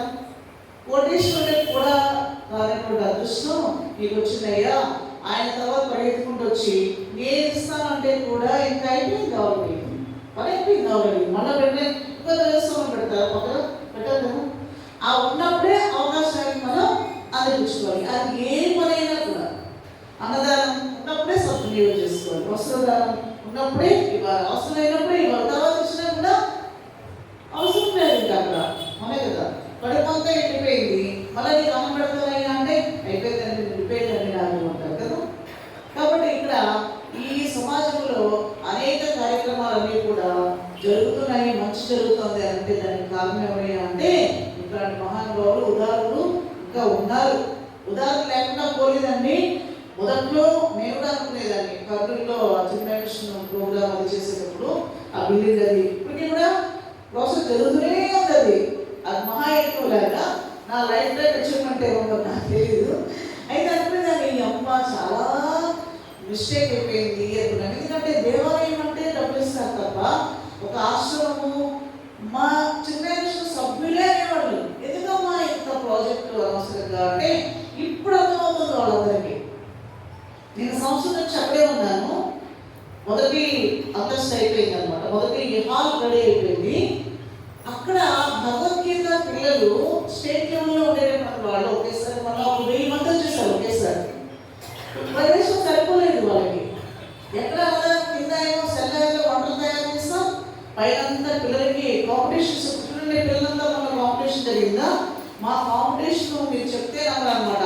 5-6 వేల మంది 10,000 మంది నేర్పిస్తాం ప్రతి సంవత్సరం కూడా. నేను ప్రతి స్కూల్కి వెళ్ళి ఆ టీచర్స్ యొక్క పుణ్యం వల్ల ప్రతి స్కూల్లో ఉన్న టీచర్ కూడా నాకు తెలుగు టీచర్స్, సంస్కృత పండిట్స్ అందరూ వాళ్ళు సహకరిస్తారు కూడా. ఆశ్చర్యం ఏంటంటే కర్నూలులో నాకు అది పెద్ద వరం. స్కూళ్ళు కాలేజీలు చాలా బాగా కోఆపరేట్ చేస్తాయి. వాళ్ళందరినీ ఫిల్టర్ చేసి 13 వచ్చిన వాళ్ళందరికీ మళ్ళీ జిల్లా స్థాయిలో పెడతాం. అప్పుడు మొత్తం చుట్టుపక్కల ఊళ్ళన్నీ వస్తాయి. మళ్ళీ వాళ్ళు ప్రిపేర్ చేస్తాం, మళ్ళా స్టేట్ లెవెల్ అనమాట. అప్పుడు అర్థమైంది. ఒక వ్యక్తి అన్నాడు, ఎందుకు మాతాజీ మీరు ఏం చేస్తారు, సంవత్సరం అంతా పని ఉంటుందా ఇక్కడ, ఎందుకని మీరు ఏ విధంగా పెద్ద పెట్టారు మీరు అంటే, నేను ఉండడానికి అయితే చిన్న రూపాయలయ్యా, కానీ ఇలాంటి పనులన్నీ చేయాలంటే అవసరం ఉంటుంది. మొన్న రామ కళ్యాణం జరిగింది, కిక్కిరిసిపోయింది హాల్ అంతా. బయటకు వచ్చినారు, కింద సెల్లార్లో పోసినారు, వంటలు తయారు చేయాలి కదా. మరి పైన ఉన్నటువంటి స్వామీజీలు ఉండాలంటే పైన అంతా నిశ్శబ్దంగా ఉండాలి కదా, ఇంకొక ఫ్లోర్ ఉండాలి కదా. అప్పుడు అర్థమైంది, ఓహో మాతాజీ ఫ్యూచర్ ప్లాన్ చాలా ఉంది, మేమే తప్పుగా అర్థమిస్తున్నాం. అయితే అయిపోతుంది, ప్రాజెక్ట్ అయిపోతూనే ఉంటుంది, అది జరుగుతూనే ఉంటుంది. ఎందుకంటే ఉదాహరణ ఉంటారు, జరుగుతూనే ఉంటుంది అనమాట. ఒకేసారి అయిపోవాలని కోరుకోవడం కూడా తప్పే కదండి. రామ మందిరానికి ఎంత సమయం పడుతుంది చెప్పండి. అయోధ్య మందిరానికి వెల్లువలై వచ్చేట అసలు ఏం చేయాలి నరేంద్ర మోడీ గారు కదా. ఎంత ప్రేమతో ఎంత భక్తితో అర్పణ చేస్తారో ఆలోచించండి. అలాగే ప్రతి చోట కూడా అలాగే ఉండాలి. అక్కడికైతే అందరూ ఇస్తారు, మిగతా చోట కూడా మనం ఇవ్వగలగాలి. అంటే సత్కార్యాలన్నీ కూడా జరుగుతాయి. అలాంటి ద్రవ్యాన్ని అంటే సద్బుద్ధితో ఇచ్చే ద్రవ్యము, సత్ప్రవర్తనతో సంపాదించినటువంటి ద్రవ్యమే ఆశ్రమాలకి ఉదారమైనటువంటి పనులకి వెళ్తుంది. మిగతా ద్రవ్యం అంతా కూడా ఎక్కడ వెళుతుందో ఆ లక్ష్మీదేవి జ్యేష్ఠదేవిని ఆశ్రయించుకుంటుందంట. మీకు అర్థమైందా? అందుకే కొన్ని ద్రవ్యాలన్నీ కూడా చాలా అస్తవ్యస్తం అయిపోతున్నటువంటి సందర్భాలను చూస్తూనే ఉంటాం అనమాట. మంచి ద్రవ్యమే సత్కార్యాలకు వస్తుంది. వాళ్ళు సంపాదించి కష్టార్జితమైనటువంటి ఆస్తుల్ని అలాంటి ఆశ్రమాలకు వెళ్తున్నారు. అందుకే రామకృష్ణ మఠాలు కానీ చిన్నకృష్ణ కానీ కొంచెం మామూలుగానే ఉంటాయి, అయిపోయి ఉండవు. మీకు అయిపోయి ఉంటాయా? ఎందుకంటే ప్రతిదీ లెక్క, ప్రతిదీ కౌంటబుల్, అవునే కదండి. మేము బ్లాక్ మనీ ఇస్తామండి, మీరు కట్టేయంటే అమ్మో మాకు అలాంటి మనీ వద్దులనైనా నువ్వు కష్టపడి సంపాదించిందే ఇప్పుడు మాకు అదే 10,000. అవును కదా? అలా బ్లాక్ మనీతో కట్టే వాళ్ళ విషయాలు వేరే ఉంటాయి. నాకు కూడా తెలియదు బ్లాక్ మనీ వైట్ మనీ అంటే ఇప్పుడు ఈ మధ్య ఇవన్నీ విషయాలు తెలుస్తున్నాయి. నాకు అసలు ఆ ప్రాపంచికమైన వ్యవహారాలు నాకు తెలియదు చెప్పాలంటే. అందుకని ఇక్కడ ద్రవ్య యజ్ఞం చేసేవాళ్ళు ఉంటారు, తక్కువ యజ్ఞం చేసేవాళ్ళు ఉంటారు, స్వాధ్యాయ యజ్ఞం కూడా చేసేవాళ్ళు ఉంటారు. ఆశ్చర్యం ఏంటంటే ఏ యజ్ఞం చేసినా కూడా మిగతా యజ్ఞాలన్నీ చేసినట్టే అన్నమాట. అందుకని ఇక్కడ అపానే జుహోతి ప్రాణం ప్రాణేపానం తదా పరే ప్రాణాయామ ప్రాణాయామ పరాయణ. అంటే కొంతమంది ఏం చేస్తారయ్యా అంటే ఉచ్ఛ్వాస నిశ్వాసాన్ని నిరోధిస్తారు. అంటే మనం చూడండి ఇలా ఎడమ ముక్కుతో గాలి పీల్చుకుని మన ఇప్పుడు ముక్కుతో వదిలేస్తే ప్రాణాయామం అంటారు అనమాట. అంటే రేచగా మరి కుంభగా ఉంటారు. అంటే ఉచ్ఛ్వాస నిశ్వాస ఇలా తీసుకోవడం వదిలేయడం అనమాట. దీన్ని మనం శ్వాస మీద ధ్యాస మళ్ళా, ఎందుకంటే శ్వాస మీద ధ్యాస అంటే ఒక ప్రాణం వరకే ఉంటుంది అనమాట. ఆ దానికన్నా ఆవలో ఉన్నది పరమాత్మ. అందుకని ఏమన్నారు అంటే అన్నమయ, ప్రాణమయ, మనోమయ, విజ్ఞానమయ, నెక్స్ట్ వచ్చేదండి ఆనందమయ. అంటే దానికి కావాలి ఉన్నది తుర్యాతీత స్థితి. ఆ స్థితికి మనం ఎదగడం కోసం మనస్సు వెంటనే రావాలి. ఎక్కడి నుంచి? ఈ ప్రాపంచికమైనటువంటి పరిస్థితుల నుంచి వెంటనే మన కంట్రోల్లోకి వచ్చేయాలి. అంటే మనం ఏం చేయాలంటే ప్రాణాయామం చేయాలి, లేదా ఓంకార జపం చేయాలి. గాలి బాగా పీల్చుకొని అలా ఆపి నెమ్మదిగా వదిలేయాలి. మళ్ళా అప్పుడు ఒక 5 సార్లు చేశారనుకోండి, లేదా 21 సార్లు చేశారనుకోండి, వెంటనే మనసు అయిపోతుంది. లోపల ఆలోచనలన్నీ ప్రెజెంట్గా అయిపోతాయి. మనకి అప్పుడు ఏదైనా చదివితే అర్థమవుతుంది కదండి. చదివితే అర్థం కావట్లేదు అంటే కారణం ఏంటి? లోపల మనస్సు ఆలోచనగా ఉన్నారు. ఆలోచన పోవాలంటే ఏం చేయాలి చెప్పండి? ఇప్పుడు మీరు విష్ణు సహస్రనామం చదివారు కదా ఈరోజు. ఈరోజు విష్ణు సహస్రనామం చదివారు. విష్ణు సహస్రనామం చదవాలంటే ఊపిరి చాలా వెలువెట్టాలి. శుక్లాం వరధరం విష్ణుం శశివర్ణం చతుర్భుజం ప్రసన్నవదనం ధ్యాయేత్ సర్వవిఘ్నోపశాంతయే వ్యాసం వసిష్ఠ నప్తారం శక్తే పౌత్రమకల్మషం శుభతాతం కదండి. తపోనిధం అనుకుంటా. వ్యాసాయ విష్ణు రూపాయ వ్యాస రూపాయ విష్ణవే నమో వై బ్రహ్మనిధయే వాసిష్ఠాయ నమో నమః అవికారాయ శుద్ధాయ నిత్యాయ పరమాత్మనే సదైక రూప రూపాయ విష్ణవే ప్రణవ విష్ణవే ఓం నమో విష్ణవే ప్రణవ విష్ణవే శ్రీ వైశంపాయన ఉవాచ. ఇలా చదవాలి. అంటే ఊపిరి వెలిపెడుతూ పారాయణం చేస్తూ ఉచ్ఛ్వాస నిశ్వాసాలను మనం కంట్రోల్లో పెట్టుకుంటే గంట తర్వాత చూడండి, పారాయణం అయిన తర్వాత మీ శరీరంలో అత్యద్భుతమైనటువంటి మార్పులన్నీ వస్తాయి కదా. మీరు గమనిస్తారా లేదా? గమనించుకోండి. మీరు గమనించుకోండి. అప్పుడు పరమాత్మ ఏమంటాడయ్యా అంటే ఈ మాంసమయమైనటువంటి శరీరం ఏమవుతున్నాయా అంటే మంత్రమైన అయిపోతుందండి. చదివి చదివి చదివి చదివి భగవద్గీత శ్లోకాలు చదివి చదివి చదివి చదివి ఈ శరీరానికి ఒక శక్తి వచ్చేస్తుంటాం మనం తెలియకుండానే. మనం ప్రారంభమయ్యే స్థితి లోపల మన శరీరానికి ఒక ఆరా వస్తుందంట, ఒక కాంతి వస్తుందంట, ఒక ఆధ్యాత్మిక పరమైనటువంటి దివ్య తేజస్సు వాళ్ళలో కనిపిస్తుంది అనమాట. అదే ఇక్కడ పారాయణ మహిమ. దీనే పారాయణ చేస్తే ఒకే దెబ్బకి 2 పెట్టలు అంటారు కదా. ఏంటి? ఉచ్ఛ్వాస నిశ్వాసాలు ప్రాణాయామం అయిపోతుంది, ఇటు పారాయణం కూడా అయిపోతుంది అన్నమాట. అందుకే పారాయణం చేయండి, పారాయణం చేయండి, పారాయణం చేయండి.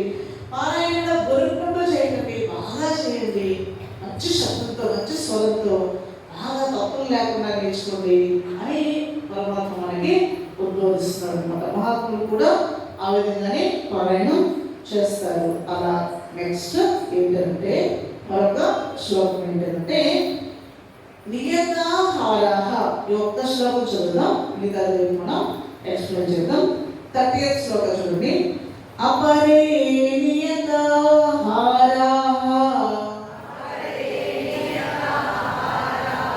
ప్రాణాన్ ప్రాణేషు జుహ్వతి సర్వేప్యేతే యజ్ఞవిదః యజ్ఞక్షపిత కల్మషాః. మరొకసారి చూడండి. అపరే అంటే కొంతమంది నియతాహారాః అంటే ఆహారాన్ని కరెక్ట్గా తీసుకుంటారు. యుక్తాహార విహారస్య అని మనం చెప్పుకున్నాం కదా. అలాగే ప్రాణాన్ ప్రాణేషు జుహ్వతి అంటే ఇక్కడ ఈ యొక్క ఇంద్రియాల ద్వారా చాలా కష్టం ఇంద్రియాలను గ్రహించుకోవడం. ఎంత శక్తి బయటకు వెళ్ళిపోతుందో తెలిసిన మీకు. అందుకే అంటారు ఉపన్యాసం చెప్పేటప్పుడు అంటే చాలా శక్తిగా అర్థమైపోతుందంట. మనకు తెలియకుండానే గట్టిగా అవ్వాలి కదా. వాళ్ళకి లైఫ్ టైం కూడా వదిలేకపోతుందంట మహాత్ములకి. కారణం ఏంటి? మాట్లాడి మాట్లాడి మాట్లాడి మాట్లాడి మాట్లాడి అందుకే ఒకసారి మౌనంలో వెళ్ళిపోతారు. 10 రోజులు 20 రోజుల వరకు మాట్లాడుతుంది. అవునా? కారణం ఏంటంటే ఆ శక్తి ఆ విధంగా వ్యర్థమైపోతూ ఉంటుంది అనమాట.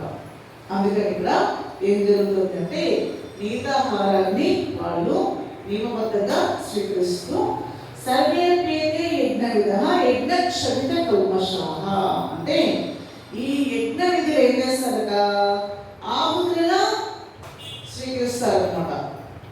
మీకు బాగా అర్థం కావాలంటే ఉదయాన్నే లేచిన తర్వాత మనం టీ స్వాహ అంటామా, కాఫీ స్వాహ కదండి, పలహారం స్వాహ, మధ్య మధ్య పానీయం సమర్పయామి.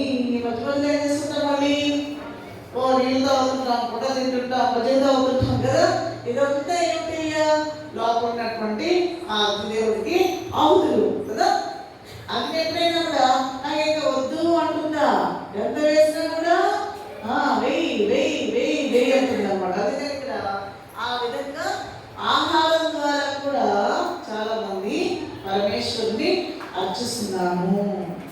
చూసారా ఎంత లోపల వెళితే మనం స్నానం చేయడం దగ్గర నుంచి, మనం తినేటటువంటి ఆహారం దగ్గర నుంచి, మనం వెళ్ళేటటువంటి వ్యవహారం దగ్గర నుంచి, మనం కలిసేటటువంటి మనుషుల దగ్గర నుంచి అన్నిట్లో కూడా ప్రతిదీ కూడా మనం చాలా బ్యాలెన్స్డ్గా లేకపోతే వాళ్ళు ఆధ్యాత్మిక సాధకులే కాదు అనే విషయాన్ని మనకి కూడా పరమాత్మ రూఢీపరిచారు అనమాట. అందుకే సత్సంగంలో ఉండే వాళ్ళందరితో కలిసి ఆనందంగా ఉంటుంది కదా. మీరు అందరూ ఎక్స్పీరియన్స్ అవుతారు. అదే మీరు బంధువులు మ్యారేజెస్ వెళ్ళారనుకోండి అంత ఆనందాన్ని పొందరు. కారణం ఏంటయ్యా? అక్కడంతా హెచ్చుతగ్గులు ఉంటాయి. ఇక్కడ ఏ హెచ్చుతగ్గులు కూడా ఉండవు కదండి. ఎంత పెద్దవాళ్ళైనా ఎంత చిన్నవాళ్ళైనా ఏదిలో కావచ్చు, మిగతా విషయాలు కూడా కావచ్చు, జ్ఞానంలో కావచ్చు, కానీ ఒకటే అందరినీ కలిపేది ఏంటండి? సత్సంగము, సద్గురువు యొక్క బోధ కదా. ఎంత ఆనందంగా ఉంటారు. నేను చూడండి ఆ వీడియో తీసి పెట్టాము ఈరోజు. నేను ఆ వాక్యంలో అందరూ వాళ్ళు చక్కగా సంకేతం అంటే మంచిగా బాగా భజన చేస్తూ ఇట్లా పోరాటం వాళ్ళు చేశారు కదా, డ్యాన్స్. వాళ్ళంతా ఏం ఎనర్జీ ఉందండి వాళ్ళకి. అంత పెద్దవాళ్ళైనా కూడా ఎంత బాగా చేస్తారంటే నాకు కామెంట్స్ వస్తాయి అనమాట. అంటే ఎక్కడ నుండి వచ్చిందండి ఈ యొక్క స్థైర్యం? ఎక్కడ నుండి వచ్చిందండి ఈ బలం? చెప్పండి. కాంపిటారంలో వచ్చిందా? లేదా పూస్తారంలో వచ్చిందా? కదా. ఆత్మనా విందతే వీర్యం విద్యయా అమృతోపమం కఠోపనిషత్తులో చెప్తారు. ఏమంటారు అంటే మాతాశ్రీని ఎవరు అడిగారు? అమ్మ మీరు తినమానేస్తున్నారు, మీరు మా కోసం బతకాలమ్మా, మీరు తినాలమ్మా బాగా అంటే, ఎవరైనా నేను తినడం వల్ల బతకట్లేదయ్యా, ఆయన శక్తిస్తాడు కాబట్టి బతుకుతున్నా. అది అర్థం చేసుకో. అవునా? మనం ఏమనుకుంటాం అంటే బాగా తిని బాగా రెస్ట్ ఇచ్చి బాగా ఎండలో తిరగకుండా నీరు పట్టునే ఉంటే ఎక్కువ టైం మనం బతికేస్తాం అనుకుంటాం కదా. ఎక్కువ లైఫ్ టైము బతికేస్తాం అనుకుంటాం. చాలా రాంగ్ నోషన్ ఇది, చాలా రాంగ్ నోషన్. అయితే అలా అని చెప్పేసి ఎలా పడతారో తిరగండి, తిరగకుండా ఉండండి, ఇష్టంగా తిరగని శాస్త్రం కూడా చెప్పలేదు. మనది ఒక పాత్ర అంట, మన పాత్ర, మన శరీరం ఒక పాత్ర. ఏం పాత్ర ఇది? ఒక రాగి పాత్ర, ఒక కంచు పాత్ర. ఈ పాత్రని దేవుడి దగ్గరికి తీసుకెళ్ళినప్పుడు బాగా నీట్గా ఏమంటారు, పీతాంబరం వేసి చింతపండు వేసి బాగా నీట్గా దాన్ని తోడ్పడతాం. మిల మిల మిల మిల మెరుస్తూ ఉంటుంది. దాంట్లో ఏ జలము వేసుకుంటాం కదా, దేవుడు తీసుకుంటాం. ఎందుకంటే పూజా ద్రవ్యాలలో, పూజా వస్తువులు వాడుకోవడం కోసమే ఈ పాత్ర. అయితే నెక్స్ట్ నేను ఆ పాత్ర ఏమవుతుంది చెప్పండి, మళ్ళీ ఏమవుతుంది, మళ్ళీ ఏం చేస్తుంది దాన్ని మళ్ళీ తిరిగి తోగుతాం. అందుకే మన శరీరం అంతే, ఒక గంట స్నానం చేసి అలా ఏదో ఒక చోట పెట్టేస్తుంది, మళ్ళీ స్నానం చేయాలనిపిస్తుందా? ఇది తోగుతూనే ఉండాలి. 24 hours అలా చోట పెట్టినప్పుడు అంతా పోస్తూనే ఉండాలి కదా. అలా లేకపోతే పక్క వాళ్ళు మన పక్కన కూర్చోరు, దేవుడు దేవుడు దగ్గర కూర్చోకూడదు, అయినా ఇంకో చోట కూర్చుంటామంటారు కదా. వస్త్రాలని మరి క్లీన్ చేసుకోకపోయినా, స్నానం చేయకపోయినా ఎవరు మన పక్కన కూడా ఎవరు కూర్చోరు. ఆఖరికి భార్యాభిభ్యతి తస్మిన్ దేవి గతవతి వాయో దేహాపాయే, శరీరంతో 50-60 ఏళ్ళు కలిసినటువంటి ఒక భార్య కూడా ఆయన లోపల నుంచి ప్రాణం పోతేనంట బెంబేలెత్తిపోతుందంట. బాబోయ్ బయటికి తీసుకెళ్ళుకుంటారు అయినా నాకు భయం వేసేస్తుంది అంటుందంట. మరి ఏమిటి మాయ, ఇదే మాయ కదా. అందుకని ఇక్కడ పాత్రని తోముకోవడం కాదు, పాత్రగా బలించాలి. బలించుకోవడం కోసమే పాత్ర తోడలేదు, కానీ పాత్రని ఉపయోగించుకోవడం కోసం. అలసిపోతుంది శరీరం. 50 ఏళ్ళు, 60 ఏళ్ళు, 70 ఏళ్ళు వచ్చేసరికి ఇంకా అయిపోతుంది శరీరానికి, ఇంకా అవసర దశ వచ్చేస్తుంటుంది. కానీ దీన్ని అలాగే ఉపయోగించాలి, దాన్ని పడుకోబడకూడదు, దానికి విశ్రాంతిని ఇవ్వాలి, కానీ దాన్ని ఉపయోగించుకుంటూ ఉండాలి. మనకి ఎంత శక్తి మేరకు మనం ఉపయోగించుకోగలుగుతామో భగవద్గీత కర్మలలో చదువుకోవడానికి, వినడానికి, స్వాధీనం చేసుకోవడానికి, సత్సంగానికి రావడానికి, మన శరీరాన్ని మనం సంసిద్ధత చేసుకోగలగాలి. మన మనస్సుని మనం ఏం చేయాలి, మన వైపుకి మరల్చుకోవాలి. అప్పుడు 90 ఏళ్ళైనా పూజ చేస్తాడండి. అయినా మీరు చూసారంటే పీఠాధిపతులు మంచం మీద కూర్చొని వాళ్ళ స్నానాలన్నీ కూడా చేసుకున్న తర్వాత శిష్యులు తీసుకొచ్చి వాళ్ళు అభిషేకం చేసుకుంటారు ఇలా. ఎందుకంటే ఆ పీఠంలో స్వామి చేయాల్సిన కంపల్సరీ ఉంటుంది చూసారా. వాళ్ళ పీఠంలో అలా మంచం మీద కూర్చొని అభిషేకం చేస్తారు. మీరు చూడండి మహాత్ముని ఎలా చేయగలుగుతారే అంటే will power, that is called ఆత్మ విందతే వీర్యం. కాబట్టి ఆత్మ బలం ఉంటే మనం దేనిని కూడా సాధిస్తాం అన్నమాట. ఇదే ఇక్కడ యజ్ఞంలో చెప్పారు. ఇది ఏ యజ్ఞాన్ని మనం ఆచరణ చేసినా అన్ని యజ్ఞాలు ఆచరణ చేసినట్లే. ఒక్కటి మనం ఆచరణలో తెచ్చుకుంటే అన్నింటినీ మనం ఆచరణలో పెట్టినటువంటి వాళ్ళు అవుతాం అనమాట.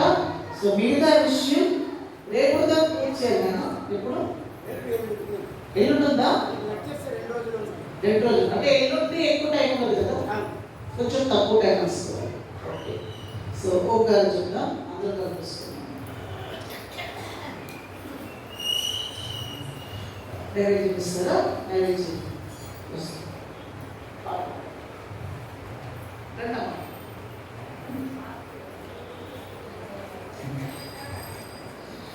శ్రీకృష్ణ శరణం మమ,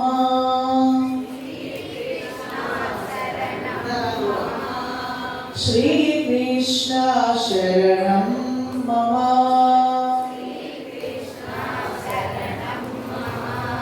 శ్రీకృష్ణ శరణం మమ,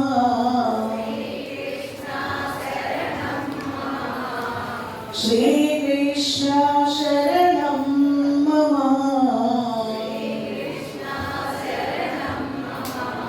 శ్రీకృష్ణ శరణం మమ, శరణం మమ, గోవింద శరణం మమ,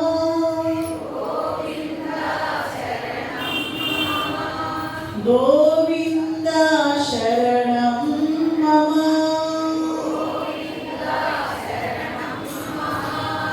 గోపాల శరణం మమ,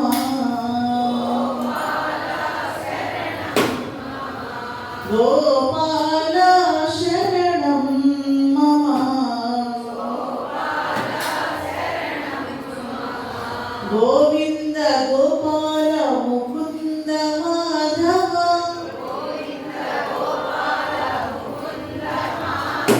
గోవింద గోపాల ముకుంద మాధవ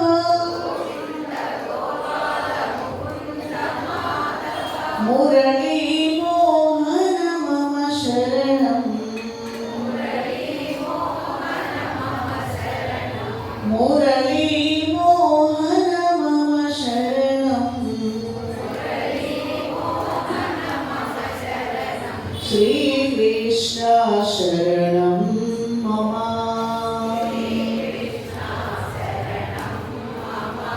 శ్రీకృష్ణ శరణం మమ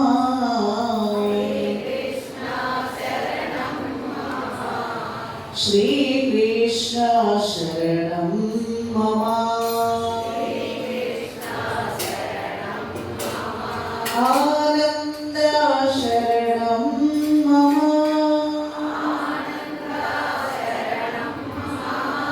నందనంద శరణం మమ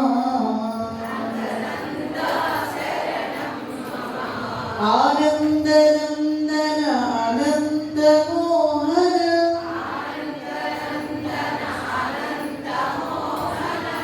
ఆత్మానంద మమ శరణం మమ శరణం శ్రీకృష్ణ శరణం మమ శరణం మమ శరణం మమ శరణం శరణం మమ నీలమేఘ శ్యామ కృష్ణ నిత్య బాలగోపాల కృష్ణ భవ్యమంగళం వేణుగానలోల కృష్ణ వేదాంత వేద్య కృష్ణ నవనీత చూర కృష్ణ నిత్యమంగళం భక్తజనాధార కృష్ణ పరమదయావాది కృష్ణ ముక్తి సంధాయక కృష్ణ మూర్తి మంగళం గీతామృతగాన కృష్ణ పరమయోగీశ కృష్ణ పాదసారథి రూప కృష్ణ సర్వమంగళం మంగళం శ్రీ కురుక్షేత్ర శూన్య విహారిణి పాదసారథి రూపాయ మంగళం కుశలేంద్రాయ మహనీయ గుణాత్మని చక్రవర్తి తనూజాయ సార్వభౌమాయ మంగళం మంగళం గురుదేవాయ మహనీయ గుణాత్మని సర్వలోక శరణ్యాయ సాధురూపాయ మంగళం సర్వమంగళమాంగళ్యే శివే సర్వార్థ సాధికే శరణ్యే త్ర్యంబకే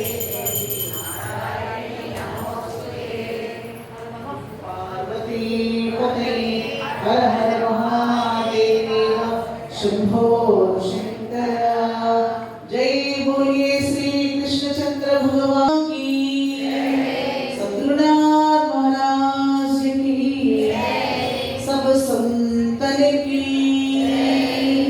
ओम पूर्णमदः पूर्णमिदं पूर्णात् पूर्णमुदच्यते पूर्णमेवावशिष्यते ॐ शान्ति शान्ति शान्ति